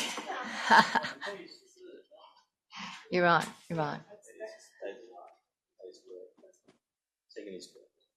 So, this is for our information. Is that correct? Has anybody any questions? Can I just excuse myself for a minute? Yes. Thank you, Councillor Stadmiller. Any questions, any comments? No? Well, I'll put the motion. Oh, if we had a... Yes, we have. We've had a mover and a seconder. I'm sure it's done well, yes. So I'll put it. All those in favour? Raise your hands. Unanimous. Thank you. Right, we will move on to 12.2.2207, the quarterly budget review. Can I have a mover to receive and note the December 2021 Hilltops Council quarterly budget review and adopt the recommended variations to Hilltops? Madam Mayor, can I move that we move into committee to discuss this matter beforehand? There's a lot of questions that I have to ask, and I probably won't get the opportunity to ask them before the motion gets put. So if we resolve into committee, we can ask as many questions as we like, and without any dramas. All right, thank you, Councillor Armstrong. It's been moved by Councillor Armstrong, seconded by Councillor Flannery. Those in favour? All right, we will move into committee. No, we're still on here. Yes. I'm happy to start, Madam Mayor, if you like. I beg your pardon? I'm happy to start, if you like. Yes, thank you. Councillor Armstrong, I'll only have a couple, and Councillor Armstrong can ask his questions. But in regards to the Local Roads Community Infrastructure Program Fund, I've just got some questions about the allocation of the money and where it is and what's been done with it. Given that in our financials, it's got a phase 3 of $1.75 million in it. On page People's Help, I was going to try and have a page mark for you, but it's phase 3. Phase 2, we were allocated $1.62 million, and it was voted for those works. Oh, I did it mark off my heart, but now we're talking about the LRCIP program, which is on the funding in that little page line. 91. Thank you, Councillor. Thank you. So phase 1 was Millvale Road and some footpath renewals. Phase 2 was $1.672 million. $770,000 of that was for the Thornhill Street upgrade. That was 12 months ago we received that notification, and actually the 19th of February 2021. I drove up Thornhill Street a couple of times yesterday. It definitely hasn't been done. And the other works was combined along Lucan Street and Harden, and then a number of smaller works around different areas of Boorowa. First question was in regard to that. Have we got that funding? Is the funding still there to do the works on Thornhill Street? If so, can we have a date when it might start, please?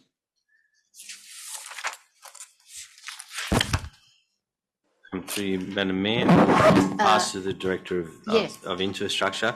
So I will answer the question with the LRCIP funding phase 3. The budget amendment there is to recognise that we've been allocated the funding.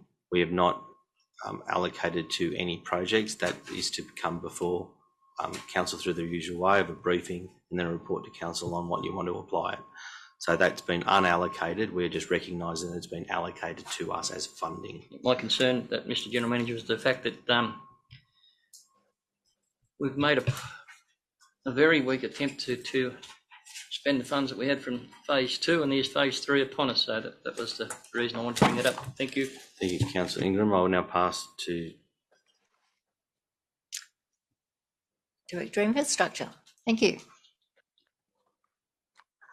Through you, Mr. Mayor, thank you for that. We did apply in phase 2 for Thornhill Street to be part of the funding. We never received approval for that funding, so we don't have the funding for Thornhill Street. And the 1.75 million LRCIP that is in the budget is part of the 3.5 million that was presented to Council in November, where we made some recommendations of what the projects would be. In that meeting, we were requested to review whether or not we could use Wickham Lane for stormwater in Young. And the 1.75 represents what we think we're going to spend of that 3.5 in this financial year. sorry, councillors, I missed you then. I was confused between those figures. I retract the statements. Was not my understanding, but in regard to the comments by the Director in regard to not having the money for Thornhill Street, could you please clarify that for me? Well, my understanding is that when we did LRC, the application for that, we put in quite a lot of money for that application. And if I look at the application that we put forward to Council on the LRCIP2, Thornhill Street is not on that list. Well, I'd like to present you with a document that I printed off from the 19th of February 2021, with the proposed allocation for the 21-22 budget of the LRCIP of $1.672 million, $770,656 for Thornhill Street, $431 for the Bynalong, Lucan Street and Harden, and $470,000 for works around numerous streets in Boorowa. Someone needs to explain to me where that $1.672 million is and how come you've got a different report than we received then? I'm referencing the three reports for each of those programs, one from 2019, one from 2020, and one from 2021. Oh, there's two from 2021. Sorry, Councillor. We're not on the same page, obviously. Obviously we're not. Thank you. There was great excitement when it was announced that the work on Thornhill Street would be done because the community that drive up that street have been singing about it for a number of years, and 12 months later I thought, well, I better chase this up, and I'm pretty pleased I have. Thank you, Councillor Ingram. I believe this. No.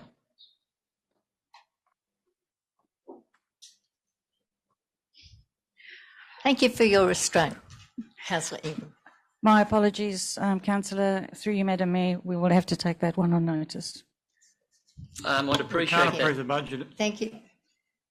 With something on notice. It's concerning that it's a large sum of money, and it seems to be conflicting about where the money might be and where it might be going, and that brings me to the point why I raised it. And for the benefit of new councillors, there's been too many times when money's been allocated to areas and projects that greatest respect to staff they think is necessary, but that's councillors' role. So to allocate that money, not council staff. My next question in regard to that is in regard to my pet, gravel resheeting, the core business of local government, one of the three core issues that we should be dealing with. We go to page 95, councillors, and 94, the bottom of 94. It's very small writing, I know, but if you were to add up the funding for unsealed resheeting in Boorowa and Harden, which are at the bottom of page 94, then the former Young area, which is 600197, it's over $1 million. The gravel resheeting from these figures up until December tell us basically that nothing's been done. According to these figures, there's been no gravel resheeting in Boorowa at all. There's $90,000 allocated there. There's been zero spent. In Harden, out of the $120,000, it says 11,000 or 9% in the first 6 months of the financial year. If you go to Young, out of $828,000 allocated, there's been $98,000 spent, or just 12% of this gravel resheeting, according to this document. That's all that's been done up in the first 6 months of this term. I believe something is not quite right. I don't know whether the numbers haven't been reported correctly or they haven't fitted into this, or I'm really struggling to believe that we could be spending so little money on gravel resheeting according to this document.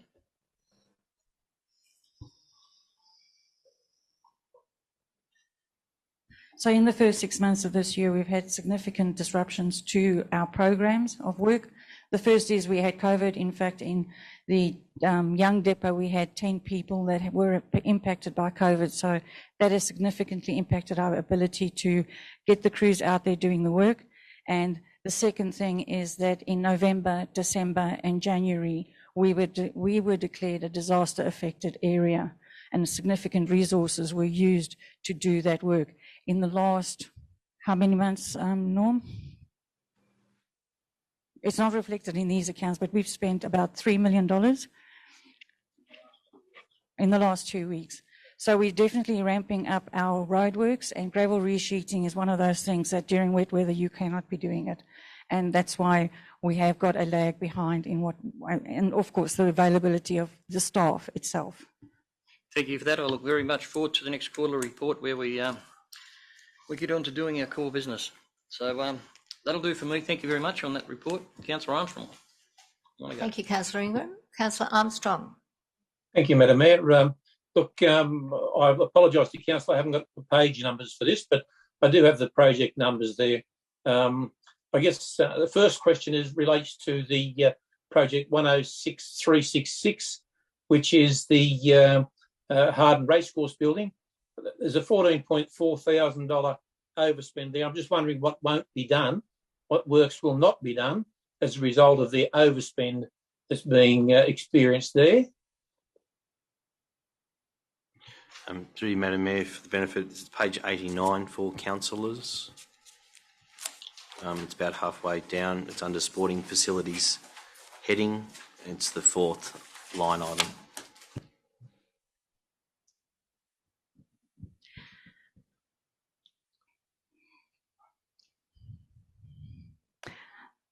Thank you, Director. Through you, Madam Mayor, the $14.4 thousand overspend there was because some septic tanks and other works outside of the actual arena was conducted, and that was not budgeted for at the time. That is a process that we are carefully looking at because there are a few other unbudgeted items that we will need to look at revenue. And once we look at the revenue spend, we will have to go back and see what we are not going to be doing. So at this point in time, I cannot answer the question. I do recognise that there are some budget line items that there was an overspend on. So just through you, Madam Mayor, I guess what I'm hearing there is that we know what we spent it on. It's just that we don't know where we're going to take it from. Is that correct? That is a piece, through you, Madam Mayor, that is the work we are currently busy with, and we will be able to report back what we won't be spending that money on, but it is a thing we need to look at very carefully and closely. So present it to council for their approval or not approval. I guess what I'm trying to get to is what works won't council be able to do as a result of having to take a further 14.4K out of its revenue to fund this. So we've got a budget there. I look at the unrestricted cash for last year, and there's a black hole of minus $2.8 million. We can't go into minus millions of dollars funding projects that go overexpended. And I guess my concern is with that one, certainly it's not the end of the earth, end of the world, 14.4K, but it adds up when you add in the 7.1K on 600335. The horse arena at Burrup, perhaps the next grant can offset some of that. It'd be nice to see. And also the $54,000 overspend on job 60047, the curb and guttering at Harden, where $20,000 was actually grant funds. $54,000 is coming out of revenue. I'm just how was the over expenditure authorised during construction, given the magnitude of the over expenditure? Thank you, Director. So the $54,000 that is reflected in the accounts as an overspend was actually, the work was done and invoiced in the previous year. It was then paid in the next financial year, and that $54,000 wasn't carried across into the accounts. But the $20,000 to finish the job is still required. I guess if there's $20,000 worth of work to be done, how do we spend $74,000 incurring $20,000 worth of work? We must have done more work, did we? Through you, Madam Mayor, I apologise if what my statement was unclear. The job was $74,000. $54,000 of that work was done in the previous year, but the invoice was paid in the next financial year. So the total job cost was the $74,000. We still carried over the $20,000 to complete the work. The $54,000 was paid in the next financial year. Thank you, Director. But just Madam Mayor, the report says this coming out of revenue. I'm just wondering if we've done the $74,000 worth of work, and we've had a grant funds for $74,000, why would we take another $54,000 out of revenue? Shouldn't it be coming out of carryovers? It should be coming out of carryovers, because surely grant funds would be externally restricted, and we wouldn't be finding anything out of revenue.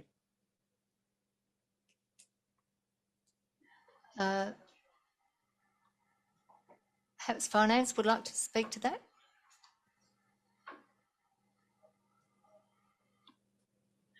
Sorry, Councillor Armstrong, through you, Madam Mayor. I've just been advised that that was not grant funding at all. That was revenue. Thank you. Does that clear it up for you, Councillor Armstrong? Yeah, well, if it's all revenue, I guess my next question relates to the same job.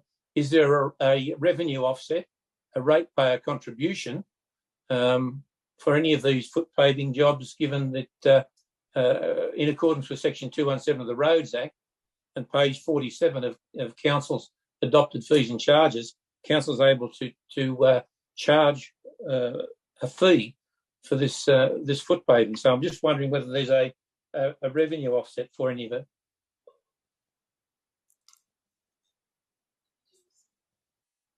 Through you, Madam Mayor, I'll ask the CEO just to provide comment on that. Thank you. Sorry? I hear what you're saying. We wouldn't be able to adjust that in this year, but in fact, we're actually reviewing all the fees and charges right at present, but that would be then for the 22-23 financial year. No, wasn't question. No, that doesn't answer the question at all. I didn't ask about fees and charges. I asked whether we were charging, whether we were recovering the costs that we were unable to recover, that Section 217 of the Roads Act allows us to recover. Are we issuing debtor accounts for foot paving? Through you, Madam Mayor, no, at this point in time, we have not been putting a levy on the works that we're doing on footpaths. On that note, can I have some curb and guttering done under the same circumstances? Thank you, Director, for your answer. I've got to ask the question, Madam Mayor, I've got to ask the question why, given that Council has on page 47 of its fees and charges clearly has a charge for it. I don't remember Council ever resolving not to charge for the foot paving. There are circumstances where Council cannot charge for it, but such as in the case of a renewal. But if it's a new footpath, then Council's able to charge for it. I'm just wondering why staff have decided not to levy that, given Council's rather precarious financial position and need for cash. Speak to that. Thank you. Through Madam Mayor, I might just make a reply to that, Councillor Armstrong. Part of the answer was that footpath work in Harden this year was a renewal, not a new. And the second part of the equation, I beg if I've got this not quite right with finance, it hadn't been factored in to have a 50% contribution by ratepayers in the finances. And that also needs probably a resolution of Council. So Council needs to also be aware that we are going to affect a 50% contribution to those affected landholders. Has Council ever resolved not to levy it? Given that it's got its fees and charges? Can anybody give an answer to that? Can I just have that clarified? My experience is that levy is a adopted motion by Council on a project by project basis. That's not been my experience, but I guess that's the difference in experience. I'll move on. It appears that one is quite cloudy. The Technology One remediation project. Can Council please be provided with a report detailing the progress on this to date, given that it's a $1 million project and we're 6 months through the year and haven't really heard anything much about it at all. Secondly, Lazzarini Park, 600367 Lazzarini Park playground replacement. Has the procurement process commenced and completed as per the schedule of works that was supplied to Council in November last year? It looks very much like, based on that schedule, that the thing's going to go in a fortnight's time. Director, are you happy to speak? Thank you. Through you, Madam Mayor, Councillor Armstrong, can you give me the project number for that work? 600367.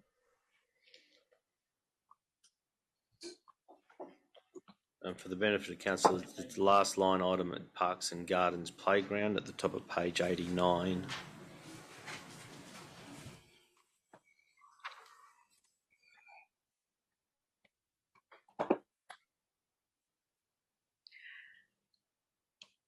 Through you, Madam Mayor, for Lazarino Park, the procurement has been commenced for the playground equipment and concrete works will be completed this financial year. So we have had some slippage in some of our projects to previous stuff I've mentioned previously, but the works will be completed by the end of this financial year. The report indicates to be completed by the end of April, so we're definitely going to have it done by the end of June. We are going to be having it done by the end of June through you, Madam Mayor. Okay. Thank you, Director. Wonderful. And the last one, Madam Mayor, if you'll just indulge me for a moment longer. Councillor Armstrong. 600051, the Burrawa Cemetery plinths. When will that project commence? Because I don't really see it on the capital work schedule that was supplied in November. Through you, Madam Mayor, that project will commence in March this year. Thank you. Any more questions? Thank you, Councillor Armstrong. I think we have all learnt from your questions. Councillor Stadmiller, you have a question? Yes, just surrounding the continual flooding that's affecting the owners of the Hard Nursery in, well, basically it's on the border of Hard and Murrumba, if you want to go back to the Twin Town history, not Twin Town Times. What's being done and what's being budgeted to remedy a problem where a foot of water is going through the back of that residence there, and it's not the first time it's happened, it's the second time. Can we please get an explanation as to what Council's going to do to fix that? Through you, Madam Mayor, the works have commenced we have met with the owner on several occasions. We have been looking at the design of that and seeing if works that we complete in Barnalong Street, which is underway, will resolve a lot of those issues that we are seeing there, because the intent is that we take the water away before it gets there. So that is work that is currently in design, and it's being considered together with the impacts of that owner, and we have been discussing the solutions with him. Can I just ask a question on that?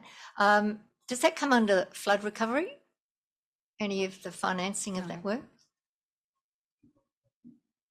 So no, it doesn't come under flood recovery unless it gets declared a disaster. So when we need to be declared disaster affected, which is what happened in November, December and January.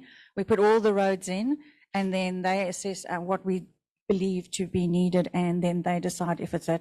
The problem with that one is it's not necessarily related to that specific event because it's happened before. So in the LRCIP round 2, which is where the Barnalong Street works was agreed to at a council meeting.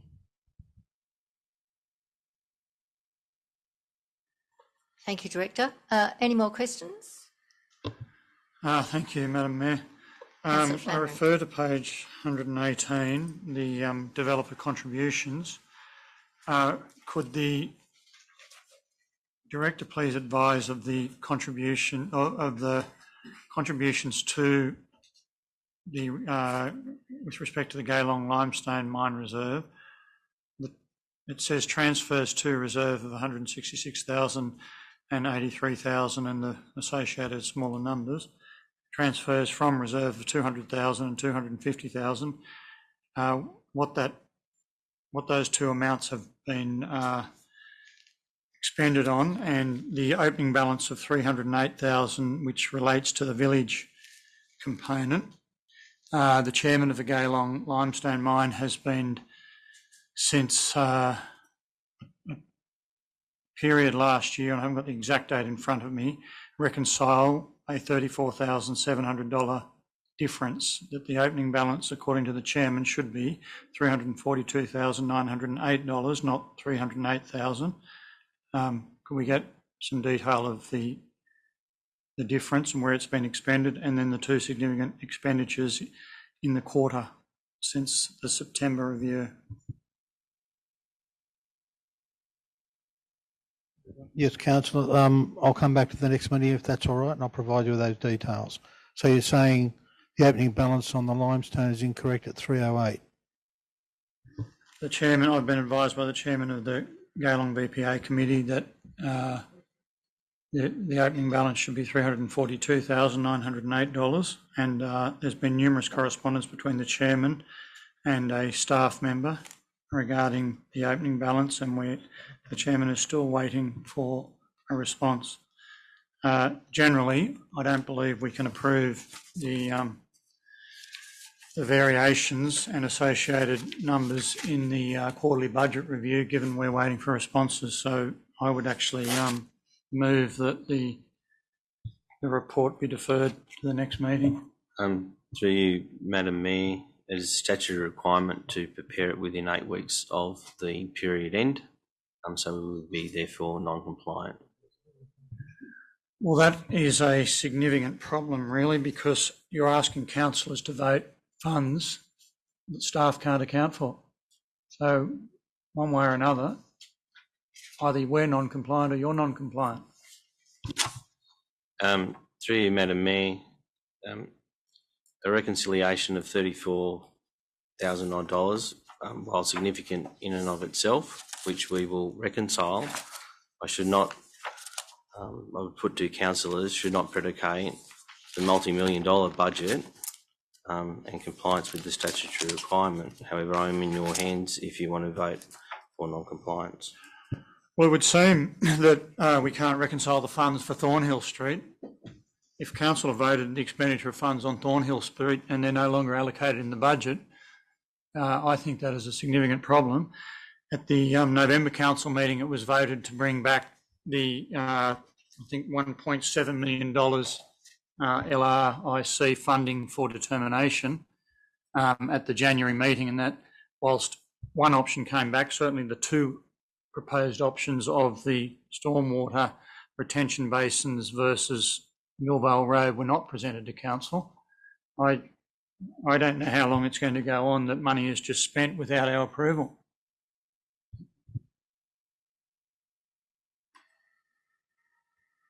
Through you, Madam Mayor, I'd like to request a clarification. Stormwater money wasn't with the January meeting. The amount that was put into the 1.7, 400 of that came from the Stormwater Levy Fund, which is what the fund is supposed to be used for. We did say at the time that the rest of the money that is required to fulfil the requirements of the stormwater basins was there still in the levy, and the 1.2 million which was requested in November to investigate if it will go to the young stormwater is what we presented to council, and we added the 1.2. The email that I received from you regarding the intention of the motion at the November meeting was quite clear that the two options would be brought back to us, which they weren't.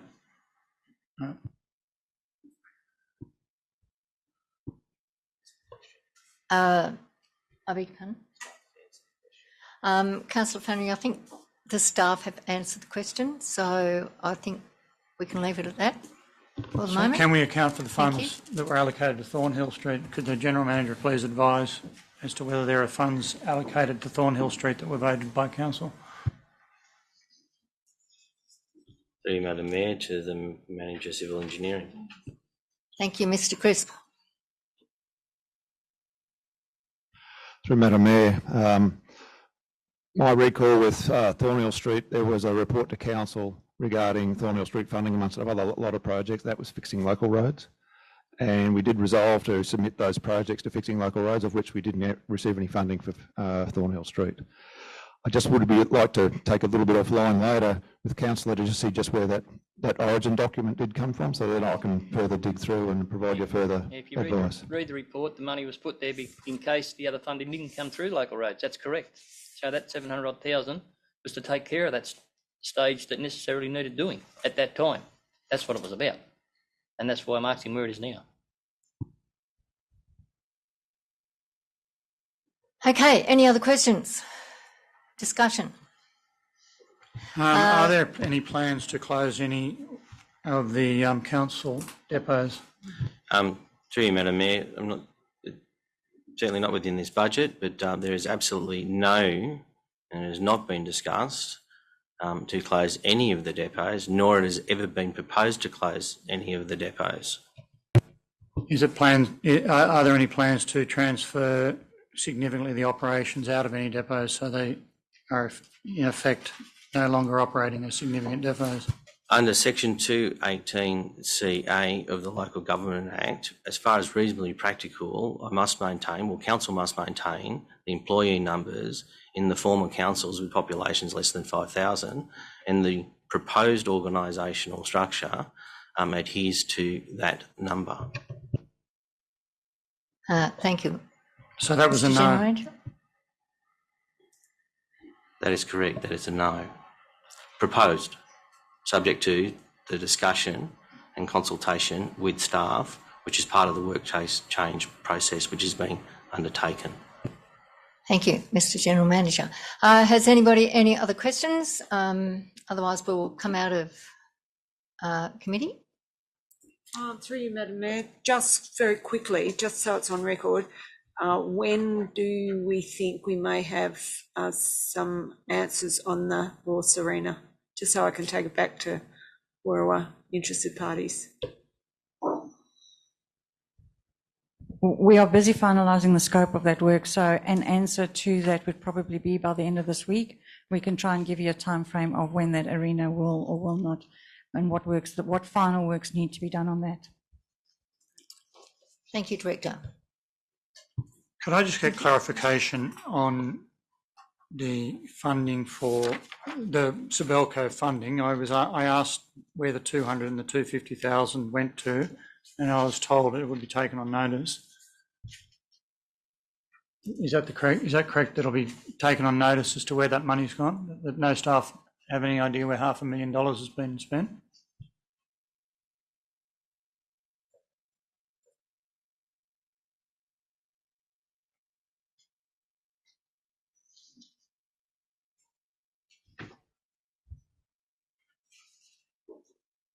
Mr. General Manager, you want to say that?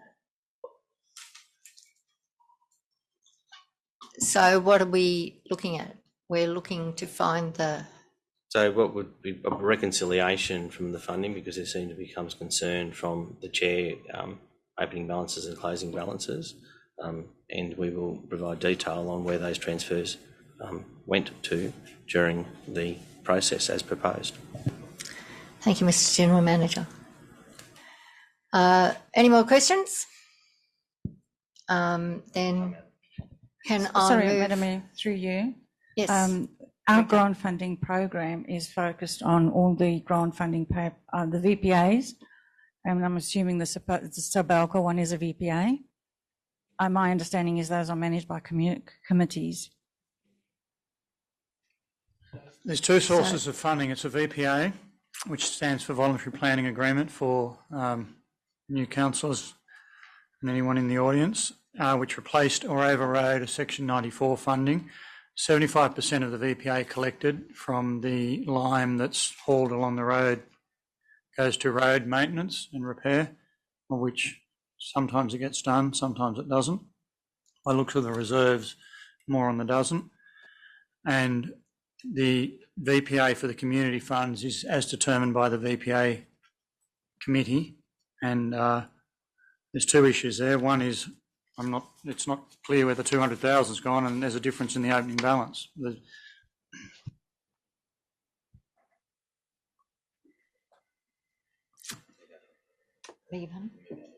All right, okay, thank you. Councillor Flannery, will somebody move that we move out of committee? Thank you, Councillor Dodd. Second by, okay, Councillor Ingham. Righto. All voting? Move out of committee? Unanimous. All right, thank you. Let's move on. We're back to the quarterly budget review. We've had quite a discussion, and we have here the recommendation, receive and note the December 21 Hilltops Council and adopt the recommendations. Yes, we need a mover. Can I have a mover for that? You need a mover? Okay, thank you. And seconded, Councillor Fitzgerald. Houston moved it, I think. Yep. Show of hands, those in favour? I'd like to, excuse me, Mr Mayor, I'd like to speak against the motion. I don't believe that we can account for significant amounts of money in this quarterly budget review, and I don't believe if we're here to act in the interests of ratepayers and under the duties we swore a couple of months ago, I don't believe we can vote in favour of this budget.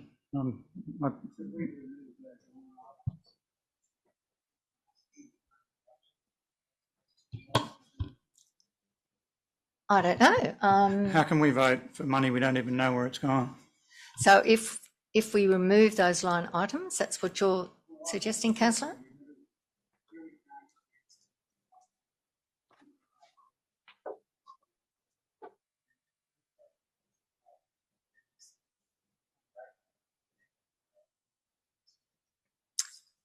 That sounds a very good plan, actually, to my mind.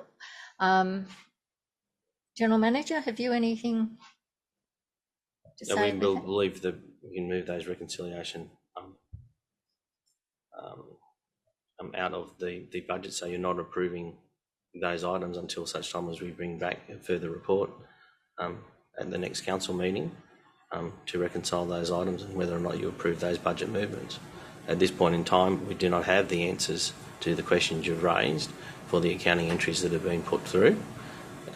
So by removing them, you're not approving those movements. You are standing by the budget as adopted in the September quarter. So we remove those items and we bring that reconciliation back to you. Okay, so what's the next step? Just remember, I'm doing this, Chair. So the mover, Councillor Hewson, and seconded by Councillor Fitzgerald. Yep. I would recommend adopt the recommendations to the very A and B stay the same, with A, C, remove the budget variations for the Gaylong limestone mine. Items, account numbers 11108 and 1109. Those proposed budget amendments not be approved. They be removed. And there was one other item that was particularly unsatisfactory. Thornhill? And that was the Thornhill item. Did that not be approved? Any reference to any adjustment of Thornhill be removed? So, and then that item and monies related to Thornhill Road, and a report be brought back to council at the next meeting. Clarification, Madam Mayor. So we're voting to take a few items out so we can get the whole budget passed, do some investigation, and then if we find the money that's missing, then put it back in and vote for it all again. Well, that would be a separate item. There'll be a separate report. Yeah. Providing those reconciliations. And that will be brought back to council. Okay. If I accept that adjustment, yes, then we can use that as a motion rather than having to do it. That's correct. Yes. So I accept that adjustment. Yes, you accept the adjustment. Good.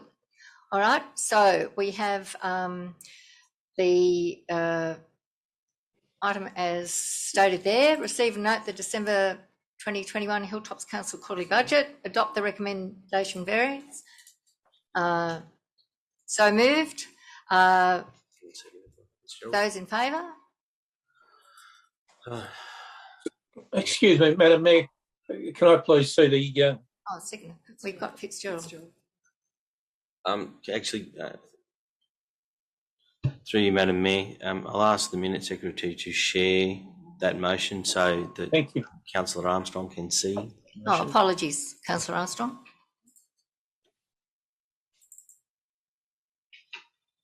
Thank you. Everybody happy with reading them, or would you like me, Councillor?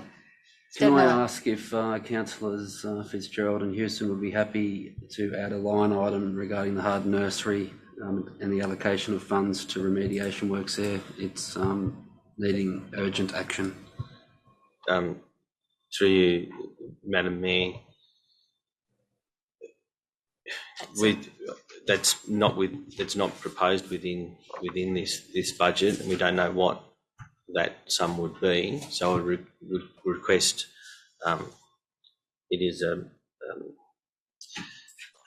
it's a question without notice that we bring a report to the next meeting about the circumstance of the flooding, and we provide information about the work that's being done in that area, so that then you can allocate funds necessary to that if need be. Could I request if Councillors Fitzgerald and Hewson are happy with doing that, then can that be added? Would a report come?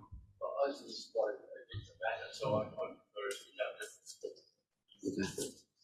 Councillor Stadmiller, we will bring a report to the March meeting as you've requested in that matter. All right, we're back to C, remove the budget variation for Gaylung Mine, 1108, 1109 and Thornhill Road be removed and a report be brought back to the next meeting of Council. Councillor Hewson? Just for clarity, we better make it Thornhill Street. Thank you. Oh, pardon me, Thornhill Street, yes. Do we have to put in it that it's in Young, or it's understood it's in Young?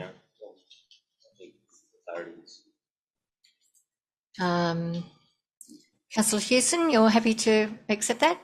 All right, let's put it to the vote. Those in favour?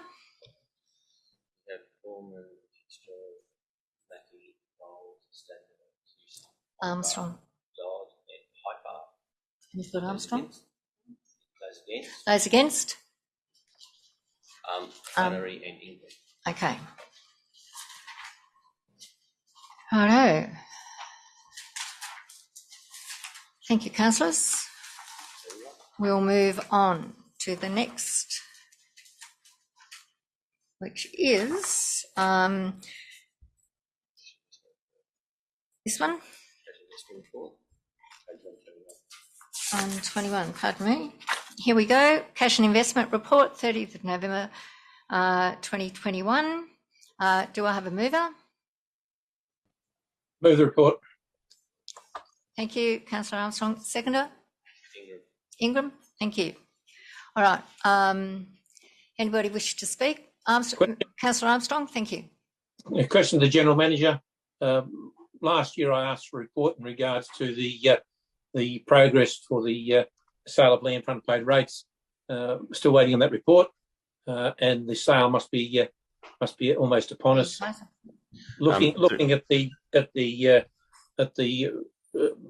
outstanding rates, it's obvious that there's over the period there's been some improvement there, but it'd be nice to know when we were how we were going and when we were going to go ahead with our sales. Perhaps the gentleman. We're on cash and investments. Yes, we are. I was just looking for that. Thank you, Councillor Flannery. We're actually cash and investment. My We're not apologies. quite up to where you wish to be. I can actually bring you up to date, Councillor, so watch this space. Okay, righto. So let's go to this. Thank you, Councillor Flannery, for that. Madam Mayor, I will move that we vote for item 2208, 09, 10 as a block. Okay. Is that acceptable to Councillors Armstrong and Ingram? Yes, I'm happy to go with that. Do all the councillors understand that we're voting for those as block? All right. 08 to 10, which are all the cash and investments reports. So that's been moved by Councillor Flannery to move them as a lot. Do we have a seconder for that? I thought we did. We have. Councillor Ingram. Yep. Okay. Yep. All right. Okay. Let's go. Those in favour? Unanimous. Unanimous. All right. Let's move. Outstanding rates. Let's move on. Outstanding rates and charges and sundry debtors. Now this is Councillor Armstrong. Is this? Are you moving it, Councillor Armstrong? Are you moving this? I'll move that with the earlier comments, please. All right, and a seconder? Fine. Thank you, Councillor Ingram. Councillor Armstrong. Through you, Madam Mayor, Councillor Armstrong asked the question about an update in relation to the auction of lands, that's set down for a date in March. I'm happy to say that I was advised by one of the finance staff that the largest outstanding over of some $50,000 has been paid, and another further, I think it was $7,000 has been paid. So the money is coming in. I was waiting to bring the report to say what sale of land actually had generated the funds. At this stage, all those land owners have been notified that their land is up for auction under the appropriate legislation, and once that auction has happened, I will then provide a report on the money that has been recovered through that process. Also, Councillor Hewson? It's okay, I noted it. Okay. Righto. Just for clarification, is a report coming back on the actual position? Oh, there will. Sorry if it wasn't clear. There will be a report, but as the auction is happening, I think it's in the mid of March. I'll bring a report back to the March as into what was recovered through that process. Just through you, Madam Mayor. Mr. General Manager, in that report, can we also have the amount that detail that we have to write off where we don't recover the full rates outstanding? Yes. And also our provisions. In relation to the provisions, just please clarify with the... In relation to the provisions that we hold, that we still hold for those write-offs, given that they've been doubtful debts, our provision account will be impacted by the losses that were incurred where the sale of land doesn't generate sufficient income. Understood. Thank you, Councillor Armstrong. Understood. Thank you. Yes, thank you. Would we move these items as a block as well, Madam Mayor? I think we most probably can consider that. 2211, 2212, 2213, yes. they're all the same. I'll second that. Thank you. Yes, that makes sense. Thank you, Councillor Ingram and Armstrong. Yes, we will put it to vote. Those in favour? No. Okay. Councillor Dodd, wasn't he? Councillor Dodd just unanimous. excludes herself, Madam Mayor. Yes, Councillor we understand that. We understand. Thank you. Righto. In relation to which item? No, just excuse herself. Oh, I think she excluded. All right, let's move on to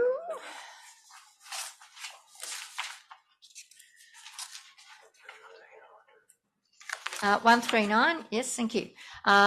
Development application stats for move with question, November. please. Thank you, Councillor Flannery. Do we have a seconder? Thanks. Thank you, Councillor Foreman. Councillor Flannery. Yes, I note, and I'm just trying to find the item, but in relation to the quarries that were approved a couple of months ago, here we go, item D application 2020-02575650. What page is that? That they're under assessment for modification. The council approved 55 laden trucks and an assessment has been put forward that they be able to carry 75 laden trucks. Will that have an impact on whether council does or doesn't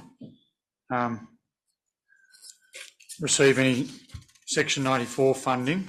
And has an explanation been given, albeit it has yet to be considered by council, as to how they got the figures wrong by 50% when the DA went through only 2 months ago? Surely someone who's building a $300 million wind farm isn't out on their numbers by 50%. Through you, Madam Mayor, I need to take those on notice as questions in relation to the modification. As I say, it's under assessment, so no decision has been made to grant or otherwise. But I've noted your questions, Councillor. Thank you. Yes.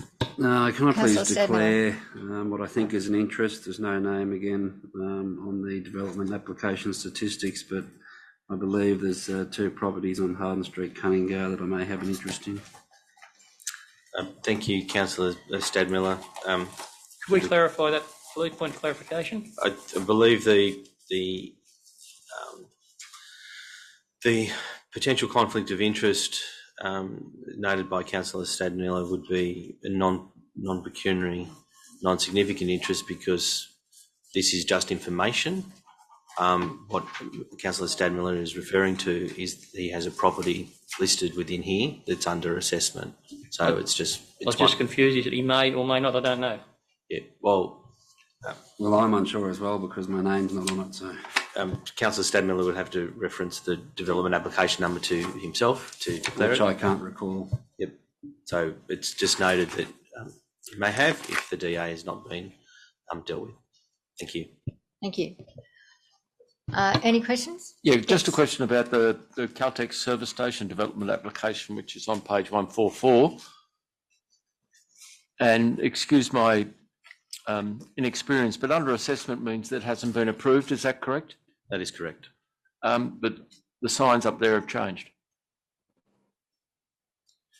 To demolish the 3 existing freestanding signs and 3 illuminated poly signs and replace the fascia signing, are you saying all of those activities have occurred? I believe it has. I could be wrong. But I'll take that on notice. However, Okay. they would be non-compliant if they have not been approved. Just for a It point is to note of that- interest in regard to that, Councillor, it happens unfortunately quite often. If you look at the big building in Telegraph Road, Apollo was built without consent.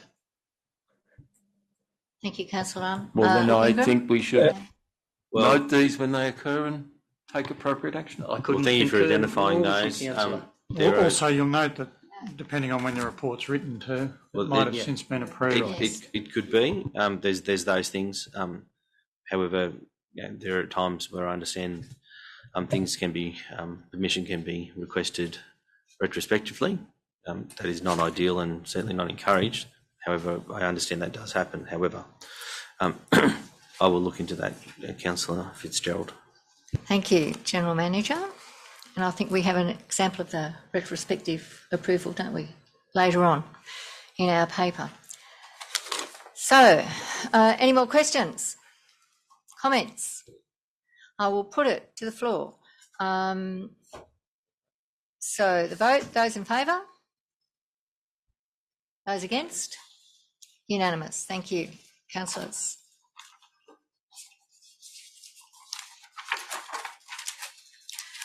Next one, we have an application to modify 1210. You up to that? Yep, okay, 1210, 2215, application to modify development consent 2003 DA 00261 for subdivision, 5 lots and new road at 31 Willawong Street, Young. Can I have a mover? Thank you, Councillor Foreman. A seconder? Thank you, Councillor Stadmiller. Councillor Foreman, would you like to make any comments and speak to him? All I did was just have a few questions. What sort of septics will be going in here for you, General Manager? Just are they enviro cycles? Are they standard septic tanks, or and will the size affect the block sizes be affected by the size of the sewerage? Through you, Madam Mayor, my understanding is the proposed septic stands are in compliance. This report is to redress what may have been previously approved that would be cost prohibitive. However, the proposal here to put in the sewer works as articulated in the report meet the criteria as stated within the report in the size of the blocks.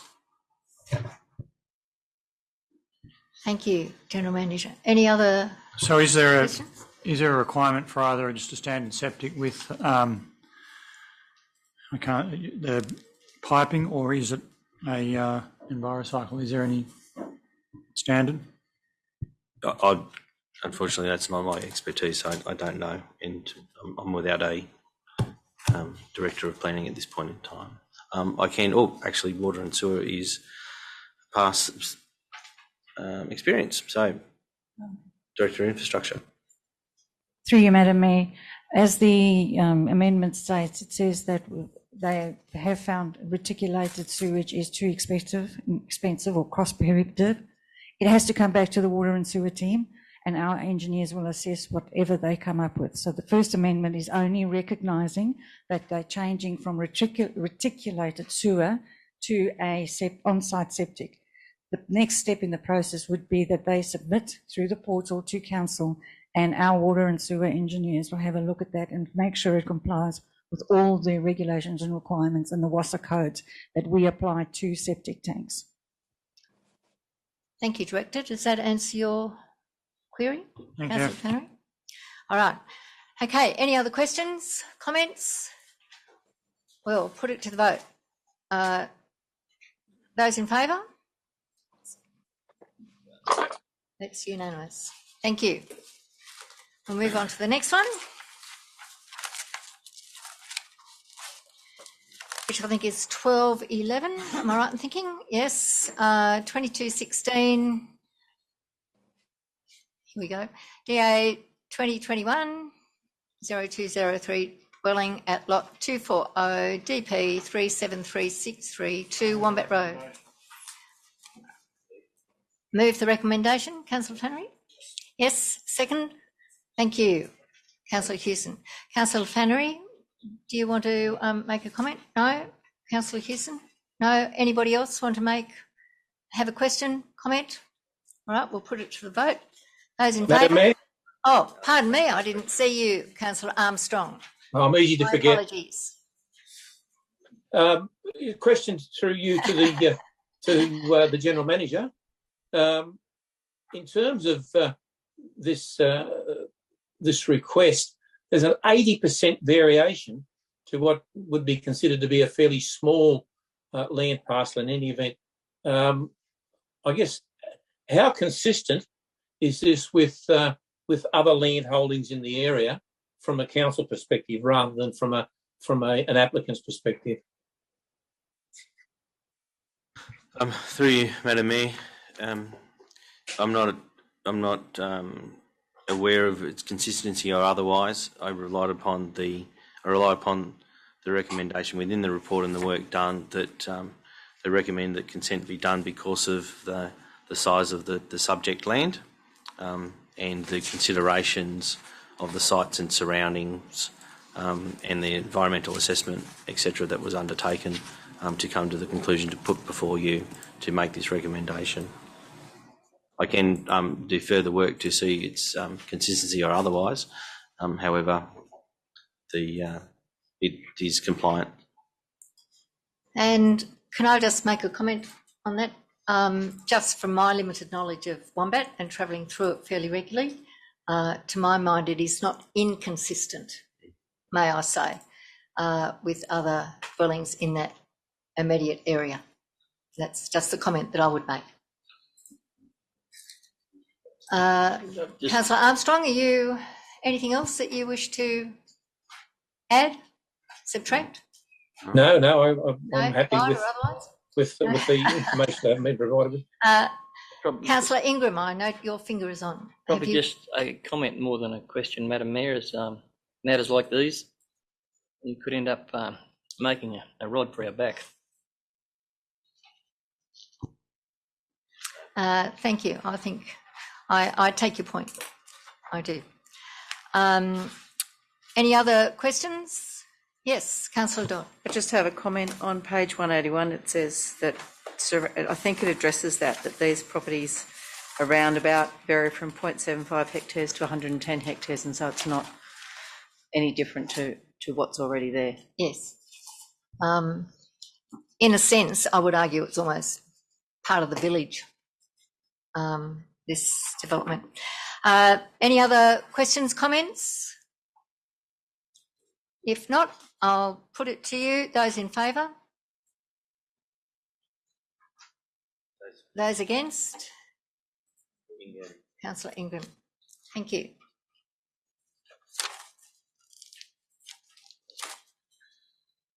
Oh goodness, do we turn 1212, 2217, DA 2021-0105, continued use of retaining walls and earthworks in 62 Jordan Place, Young.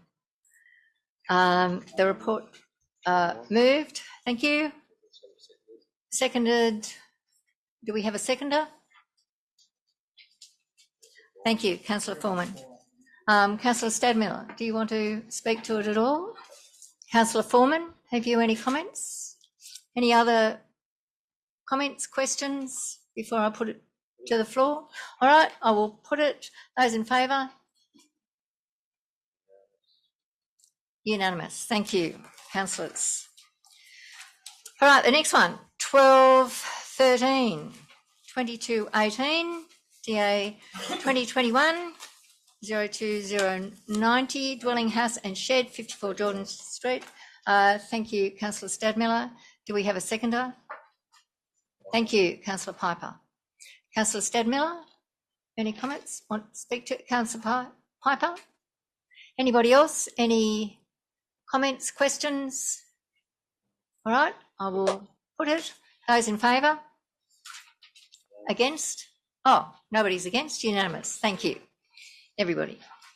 Next one, 1215, 2020, public exhibition, draft Hilltops local weed management plan.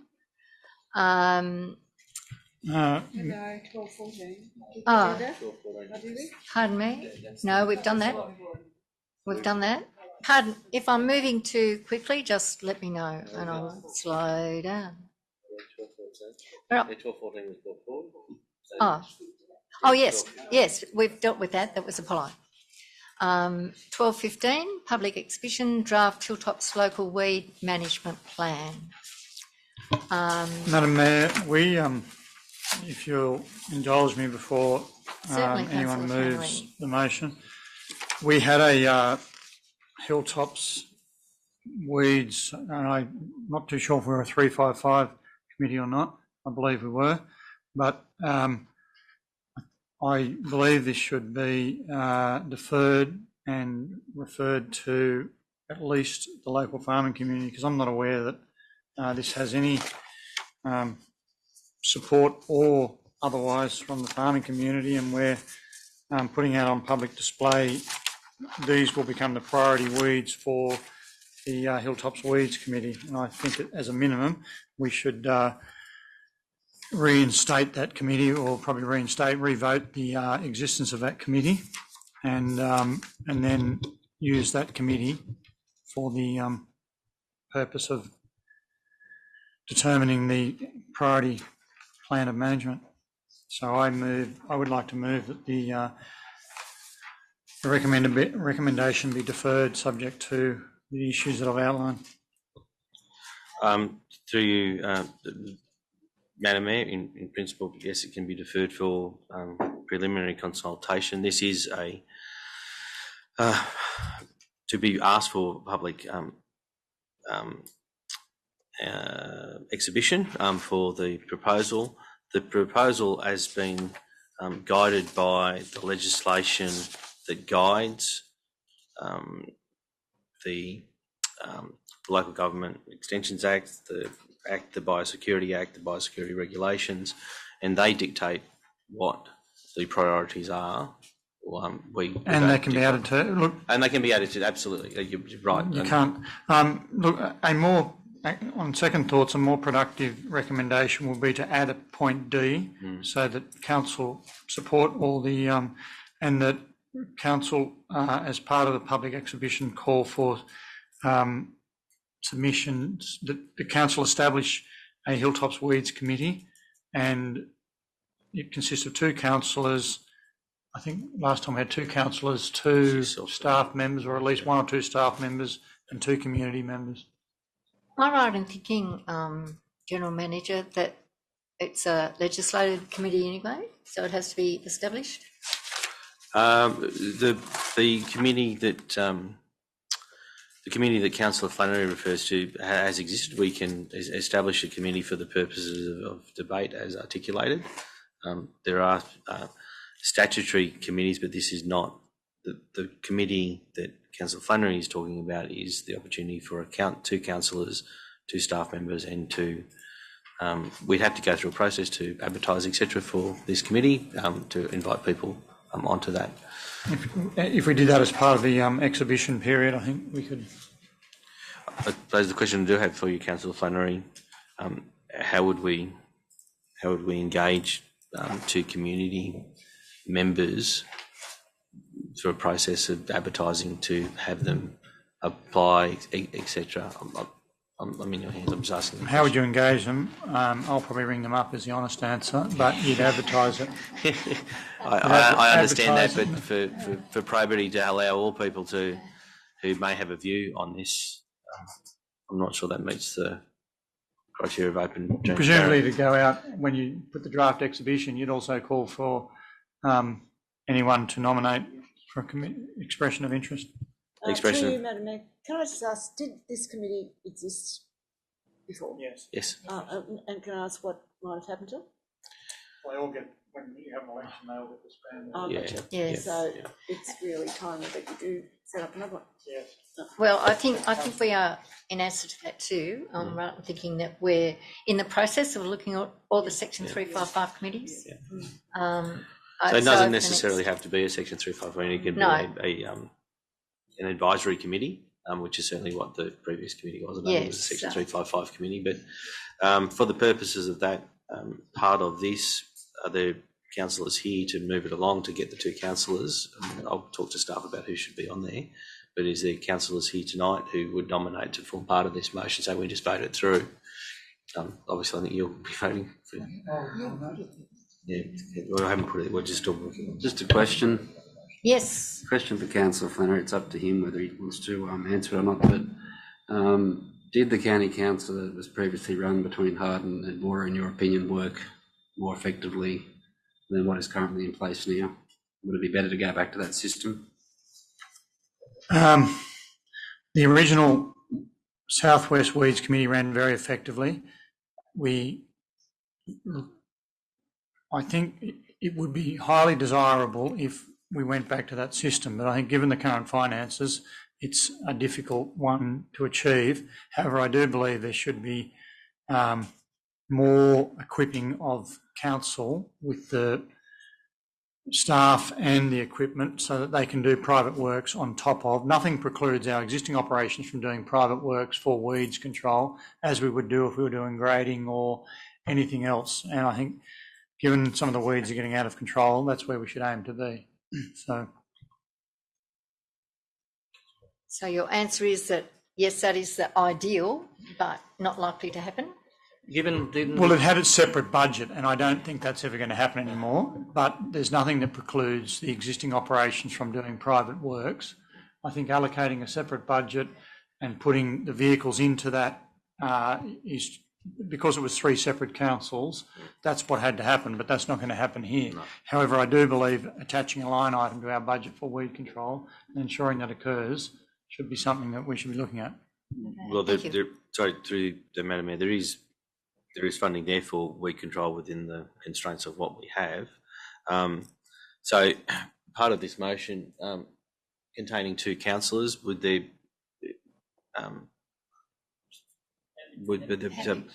second? So who is interested in that committee first off? I'd just like to resolve it so we establish it. So obviously there's Flannery, Councillor Dodd is interested. Yeah, okay. Councillor Dodd, are there any other people who have a view that they would part of this Weeds Committee? Now, I understand with the Weeds Committee that the councillors on there, for any committee, other councillors can contribute. It's just the councillors who are voted onto it then make recommendations and advice to council, but it doesn't preclude any councillor attending those meetings. They just don't have it. They don't have a vote. However, having said that, you do have a vote in this chamber for the recommendations. I understand that. So it's open forum here. There's Councillor Flannery and Councillor Dodd at this point. Are there any others, and if there are others, we would need to go through some sort of voting system and vote show of hands. Any other? If there's not, we'll put as part of that, establish a Weeds Committee contains Councillor Flannery and Councillor Dodd, 2 staff members, and an expression of interest be conducted within the next week to because I'm aware that we want to put this out on public exhibition, invite them to make a submission within the point. Is that satisfactory, Councillor Flannery? And an expression of interest. An invite? Oh, yep.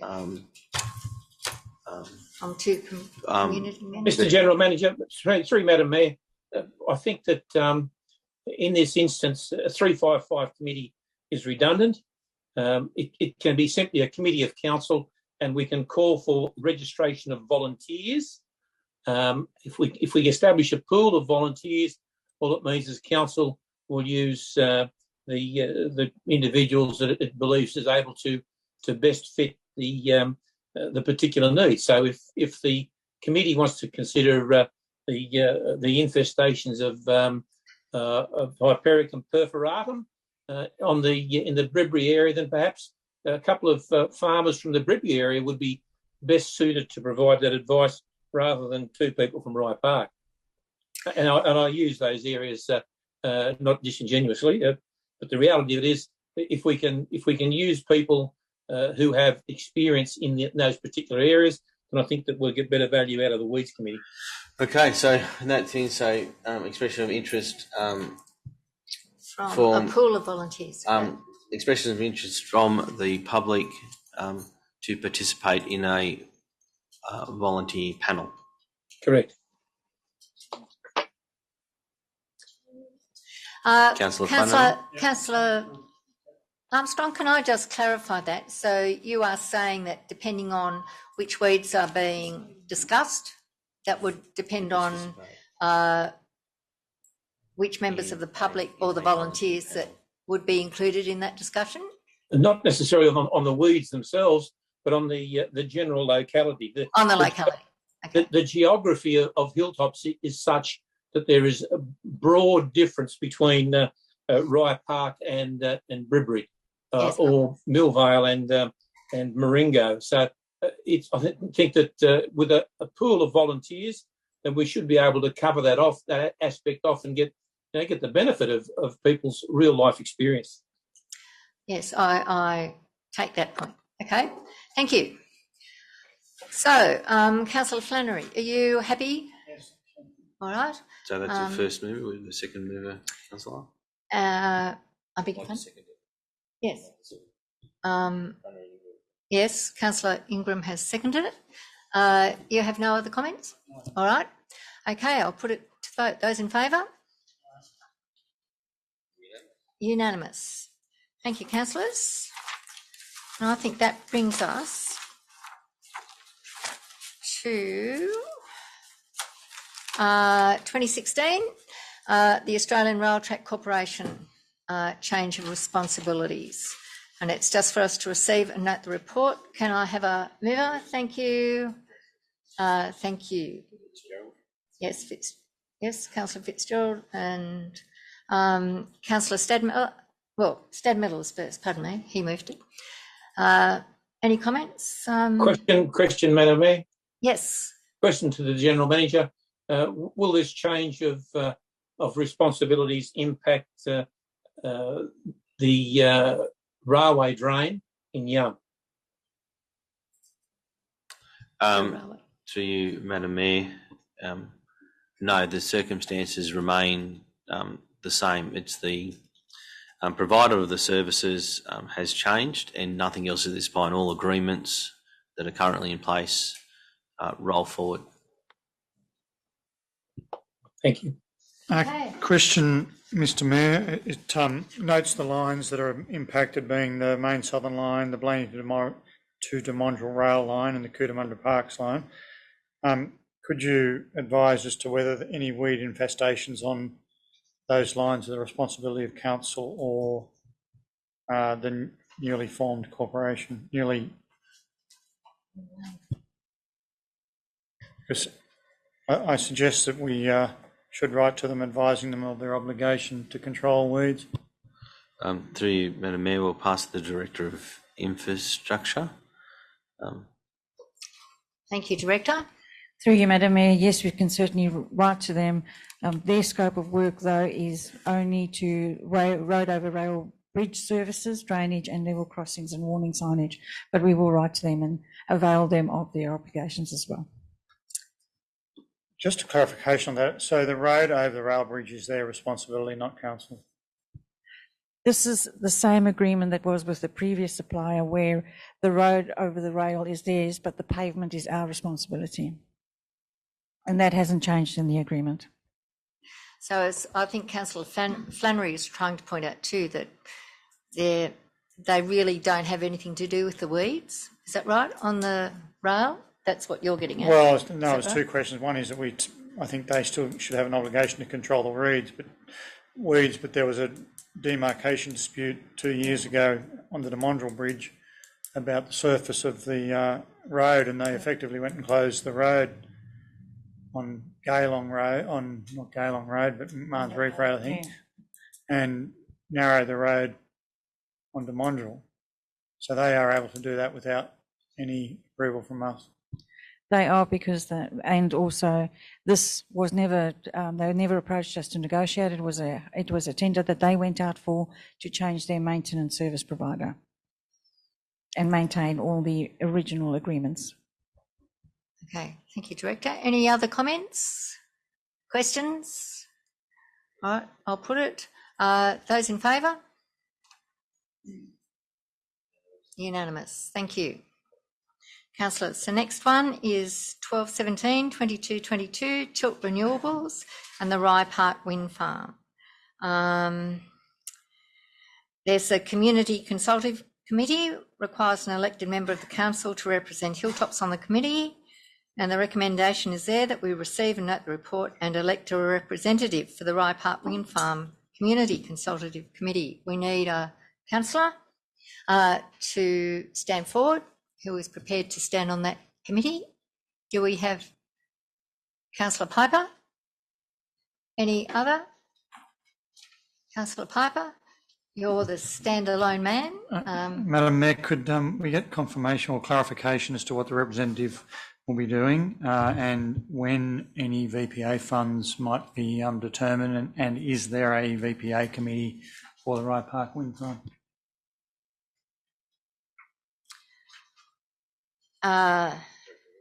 Yes. Thank you. Pardon me, Director, I wasn't watching. Through you, Madam Mayor, the Consultative Committee is a committee that contains members of TILT, contains community members and one elected councillor. And they meet frequently and review all complaints and concerns that residents may have and may be impacted with the TILT program. In terms of the VPA, we have not got to further on that. So I do not have a response for that tonight, but the election is for the person to be on that consultative committee to ensure that council's interests are presented to that, even though it is a state significant development. Thank you, Director. So is a VPA committee being established? No, it's not. No, to my knowledge, no. So when the wind farm's operational and VPA funds are received, who will be determining the expenditure of those funds? Through you, Madam Mayor, the VPA conditions and the setting up of that agreement is normally in the purview of the planning area. So I would have to go back and find out exactly where we are with that. Thank you. Can we get a report back at the next meeting? Yeah, I think that this is the process just to establish the consultative committee. From that, in the future, when the time comes when it is operational or flick the switch, whatever word is appropriate, and that is the point when the VPA is established, as I understand it. Thank you. In my general rounds of the community, the money's already being diced and spliced. So I look forward to seeing that report when they can utilise the funds as they come in. Okay. Could I, with the indulgence of the Mayor, ask for item C to be added to that, that a report come back to council, to the next council meeting on details of VPA. Expenditure is not the right word, but priorities and who allocates the funds. So that is a different matter to the Community Enhancement Fund. Do those funds come to council, or who do they go to? I'm not aware of whether it's referred to as Community Enhancement or VPA Fund. Page 566, Community Enhancement Fund will commence when the project starts operating. Annual funding each year, adjusted for CPI, Hilltops Council $162,500, Yes, Upper Lachlan $40,000 and Yass Valley $27,500. Independent community groups overseen by the Yass Valley, Hilltops and Upper Lachlan councils will administer the funds. At least 20% of the funds will be allocated to educational needs. Any more information? Someone got some information for me? Is that considered a VPA, or? I think that's on top of it. I'm not clear. On page 566, Community Enhancement Fund. Could we have that included? What I believe we need to do. An investigation as to what it means, yeah. We'll receive a report to next meeting on the details of a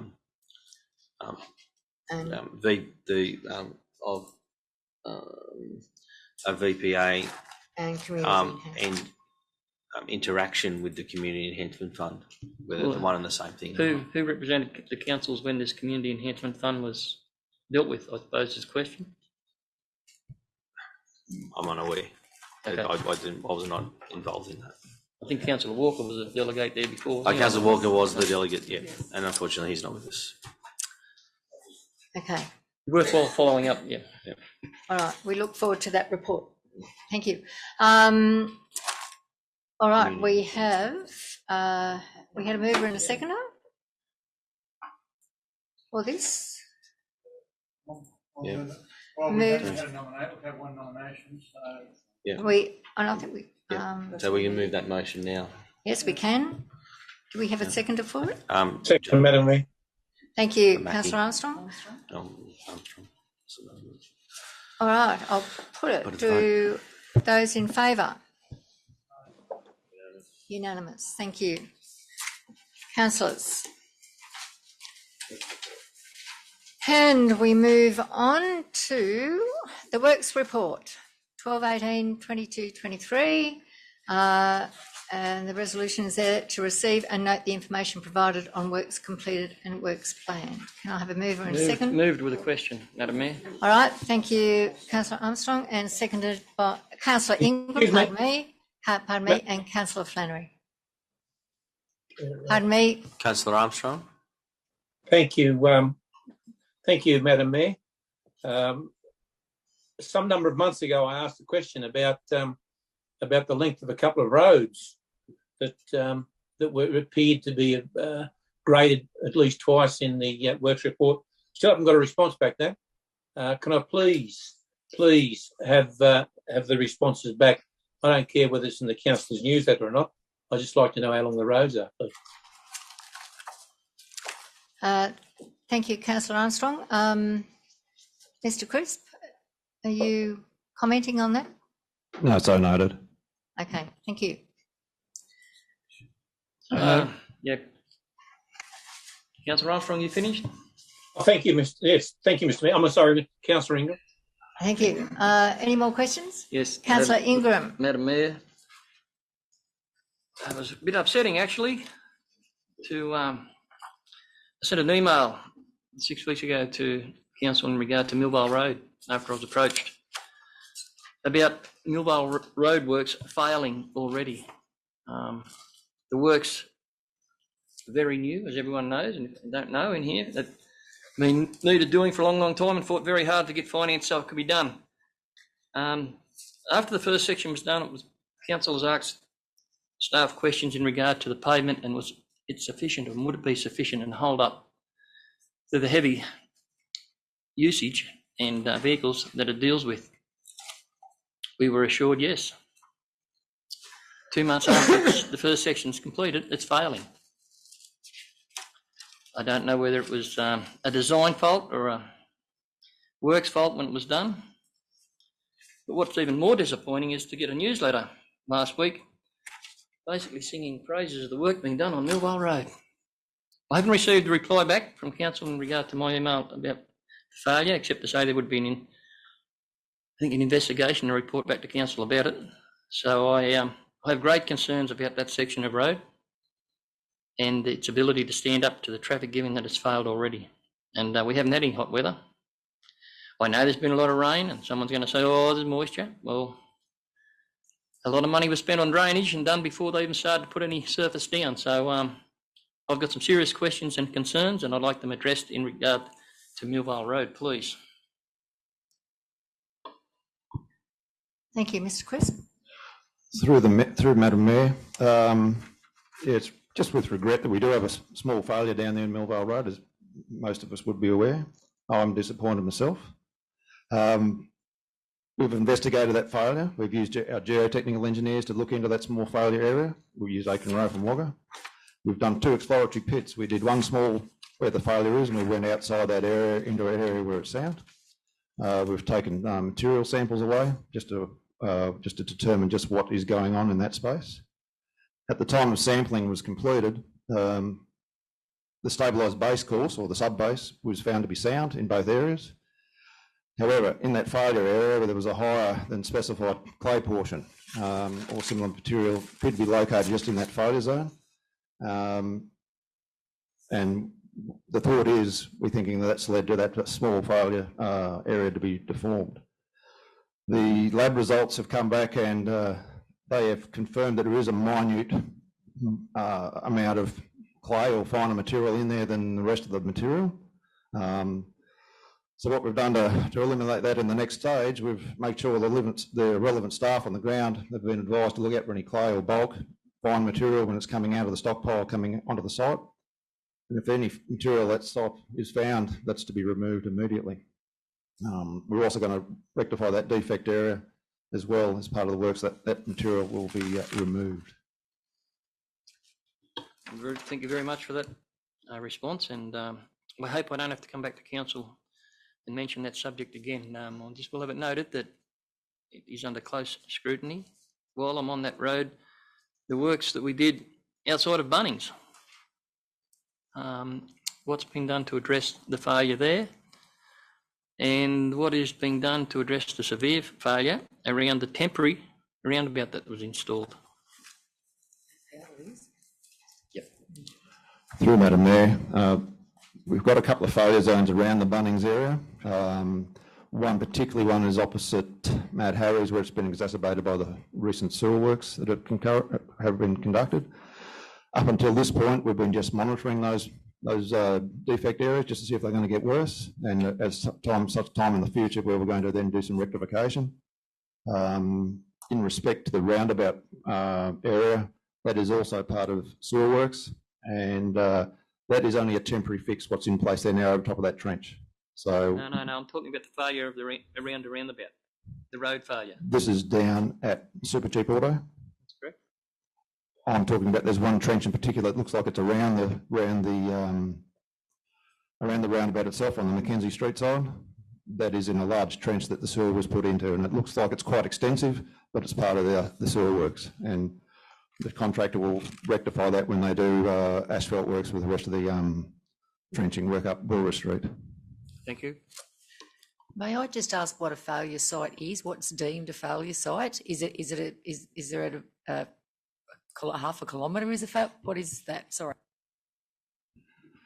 Through Madam Mayor, failures can be a number of things. We can have a localised failure, which is like a pothole, to a whole section of a couple of kilometres long where it's just deformed or become rough too. So it depends on what you're looking at. So there's a number of defects that can become failure. I also just might add too, back on Millvale Road, that percentage of fail is less than 1% of the total area that we completed in stage 1 as well, just to put it into further context. File's a file. Thank you, Mr. Chris. It does put it into context, I think. I just have a question. When you said the clay was in the stockpile, is that right? So it wasn't actually in the soil on the road, but it was actually in the stockpile that was brought onto the road. Am I right in my interpretation? Through the Madam Mayor, the soil we're talking about is road base. Yeah, well, road and base, it's a crushed rock material, and it just appears to be a finer fraction of clay that would just come through from the quarry. Thank you. Yes, I will call it road base rather than soil. Any other questions? Just a quick one, Madam Mayor. Yes. Swift Street, yeah, for the Director, if that's all right. Swift Street in Harden, there seems to be east of the hospital site major failings there, where water main has been laid and the surface has deteriorated. Possibly 3 levels are now exposed, where one's gone on top of the other and so forth again over the years. And I've had complaints from residents about Limestone Way, I think, out at Geelong, regarding potholes there and around the village, and the need for us to get a patching truck out there and address those, if that's all right. And Councillor, pardon me, Mr. Crisp, do you want to comment on that? No, just through Madam Mayor, we'll just take those on notice for action. Thank you. And Councillor Armstrong, you have... Just my apologies, Madam Mayor. I neglected to request an update for the next council meeting for the Capital Works program. There's an update of the scheduling that was provided to council in November last year for the Capital Works. Okay. Thank you, Mr. Crisp. You noted that, did you? I take it. Thank you. Madam Mayor, with your indulgence. Yes, Councillor Flannery. There seems to, I wouldn't say always, I drive around the Shire. I think I didn't know we were doing that work. It doesn't appear on the summary report, nor on the forecast work. And in particular, there, I think we're doing Trucking Yard Road at Boorowa. I was aware we allocated funds to some of the roads, and we allocated funds to Rye Park Road. I didn't realise it was right on the outskirts of Boorowa. There's work being done outside Delta down here / Mad Harry's, which doesn't appear on the reports, or have I missed trucking? I think I've been doing work on Trucking Yard Road for a month. I'm not sure who's doing it, but it's part of the whole tilt. Yeah. The whole tilt. So when work is not being done by council, does that mean it doesn't appear on these reports if there's a private contractor doing work, or? Through Madam Mayor, Trucking Yard Road is part of the tilt condition of consent to improve the Boorowa bypass. So, and no, you're correct, it doesn't show up in our works program because it's not part of our program works, even though it's happening on our roads. And that's the same down here, it doesn't show up? It is part of the sewer upgrade, so the sewer upgrade shows there, but it probably is not site specific, but that's part of the sewer works. Rye Park Road is also part of the tilt wind farm development, or Rye Park wind farm development. So it also does not show because it's not part of our works, even though it is on our regional road. Okay, thank you. In relation to Geelong Road, like Millvale Road, there's been breakdown of Geelong Road and patching. Has that patching work, pothole repair, come out of funds that were allocated as part of the grant, or has it come out of revenue? And does council believe the work that's been done will be adequate? Well, the upgrade work and the seal is adequate to carry the necessary V doubles once that is approved, given the breakdown that's currently occurring. Through Madam Mayor, you referring to Geelong Road near the Rosary, Bulamble Road area where there was pothole patching? Yes. That work was rectified within the grant budget and not come out of revenue. And given the breakdown, does council believe that the work is adequate to carry the B-double movements that are proposed? And I make reference to that because it's not a state or a regional road, Geelong Road, it's a council road, so we'll be getting no, other than the VPA funding, which is yet to be agreed, it'll have to, any repair work, should that road fail, will come out of revenue, which I don't believe we have adequately budgeted for. And like other reports, I've asked numerous times for where we're up to on any VPA agreements with Greymont, and haven't received anything because I do have concerns. Through Madam Mayor, just regarding the seal work on Go Long Way, we do deem it to be satisfactory for carrying traffic, and that includes B doubles. What occurred around the Rosary area was green seal, and someone's just wheeled hard into a driveway. So, but normal traffic that are just running through, we're not anticipating any future issues with that. Thank you. Any more? Well, let's move on. I'll put it. Moving the recommendation, the motion. Those in favour? Unanimous. Thank you. The next one is the action summary report.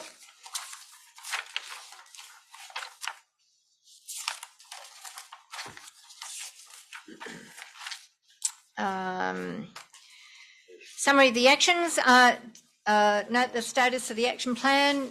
Do I have a mover? Thank you, Councillor. And a seconder? Thank you, Councillor Armstrong.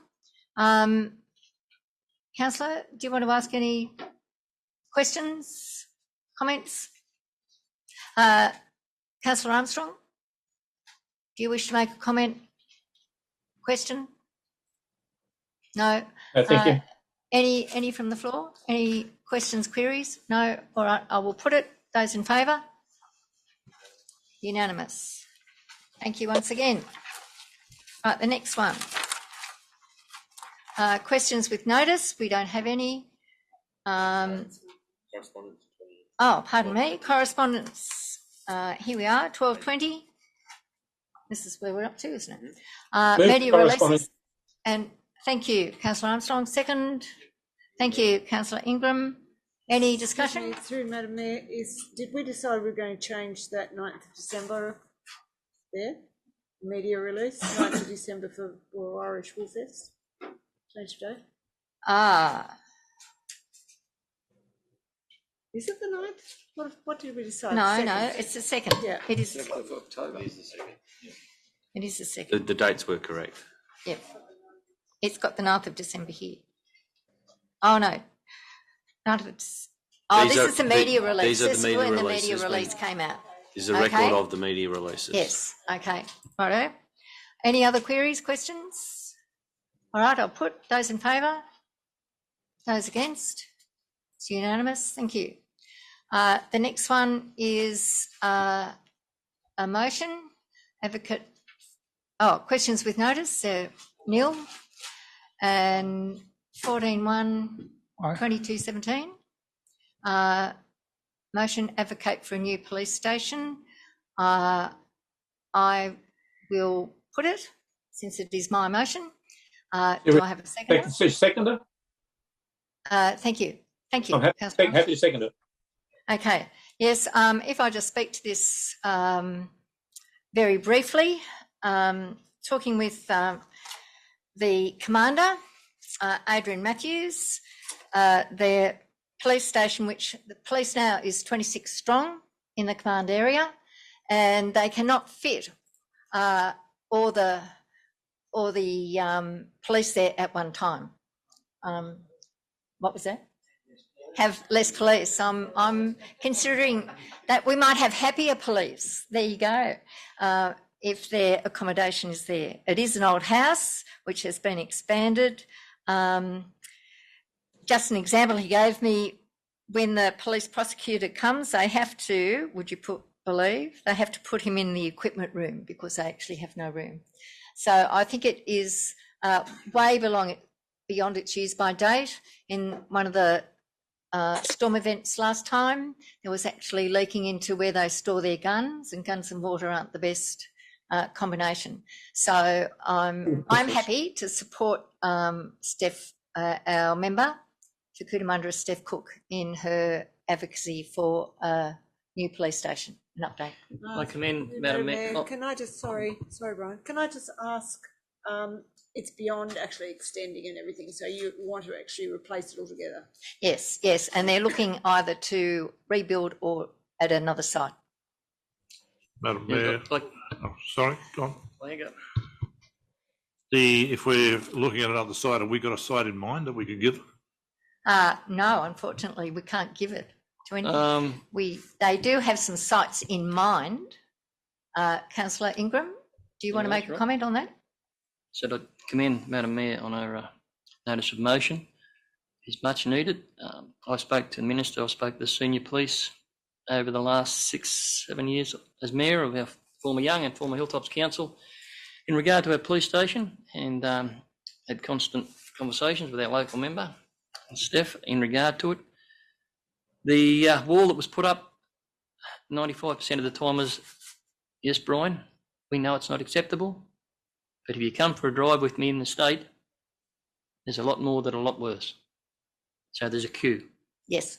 So that was the answer given to me by the seniors, people involved with it at the time, but we kept asking, of course, and as I say, I commend you in your advocacy to keep that up.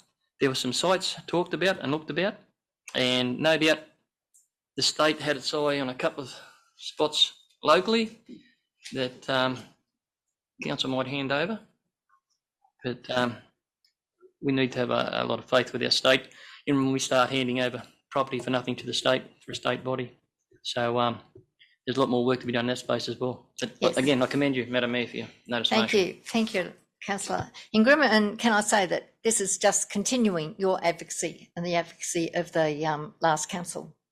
So we continue to advocate, and I think it's important that we show it fairly soon, because I know consideration is being raised in state government in the next couple of months. So that is important. So any more comments? I'll put it to you. Those in favour? Just a question, do we have any Yes. idea whether it's actually on the budget of the police? I mean, presumably these things go through a process. The police have a budget and goes to the state government. Is it actually listed on there? It is listed for consideration. Am I right in saying that? It's probably the best way to Yes. put Yes. it, Madam Mayor, yes. All right, thank you. All right. Just a point. Yes, who? Now that we have a Well, probably shouldn't work that way, Councillor, but anyway. Yes, I think we have to be very careful in how we phrase our advocacy. So I'll put it. Those in favour? That's unanimous. Thank you, councillors, for your support. I appreciate it. And may I also say that the police also appreciate it. Righto, I think that brings us to confidential matters. Thank you, Councillor Ingram. Second, Councillor Dodd. All right. Just a question, Madam Mayor. Can I raise in confidential a broad workforce issue, if that's all right? The Decisions of the. Okay. Through you, Madam Mayor, in confidential, 2 agenda items were discussed. 15.2-22/29 award of contract RFT 575 of 2022 supply and installation of safety barriers.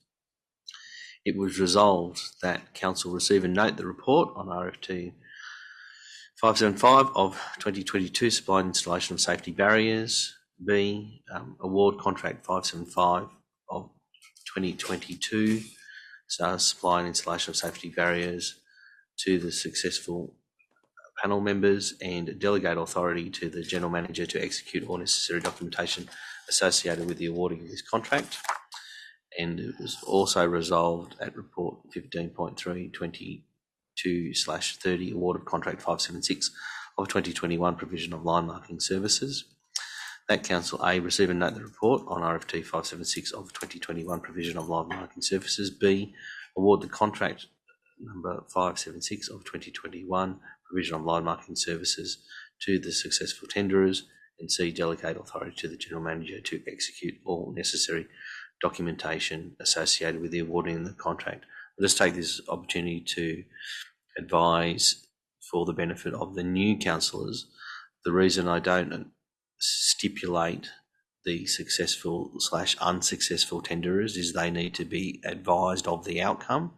Once they are advised of the outcome, then the minutes will read with inclusion of the successful tenderers, just for the purposes of the public, that so that they know a decision was made, and we then advise those tenderers. Thank you. Thank you, General Manager. And I declare this meeting closed. Before I do, I'd like to thank everybody for their forbearance and also for your contribution tonight. And I declare the meeting closed at 7:53. Thank you, councillors.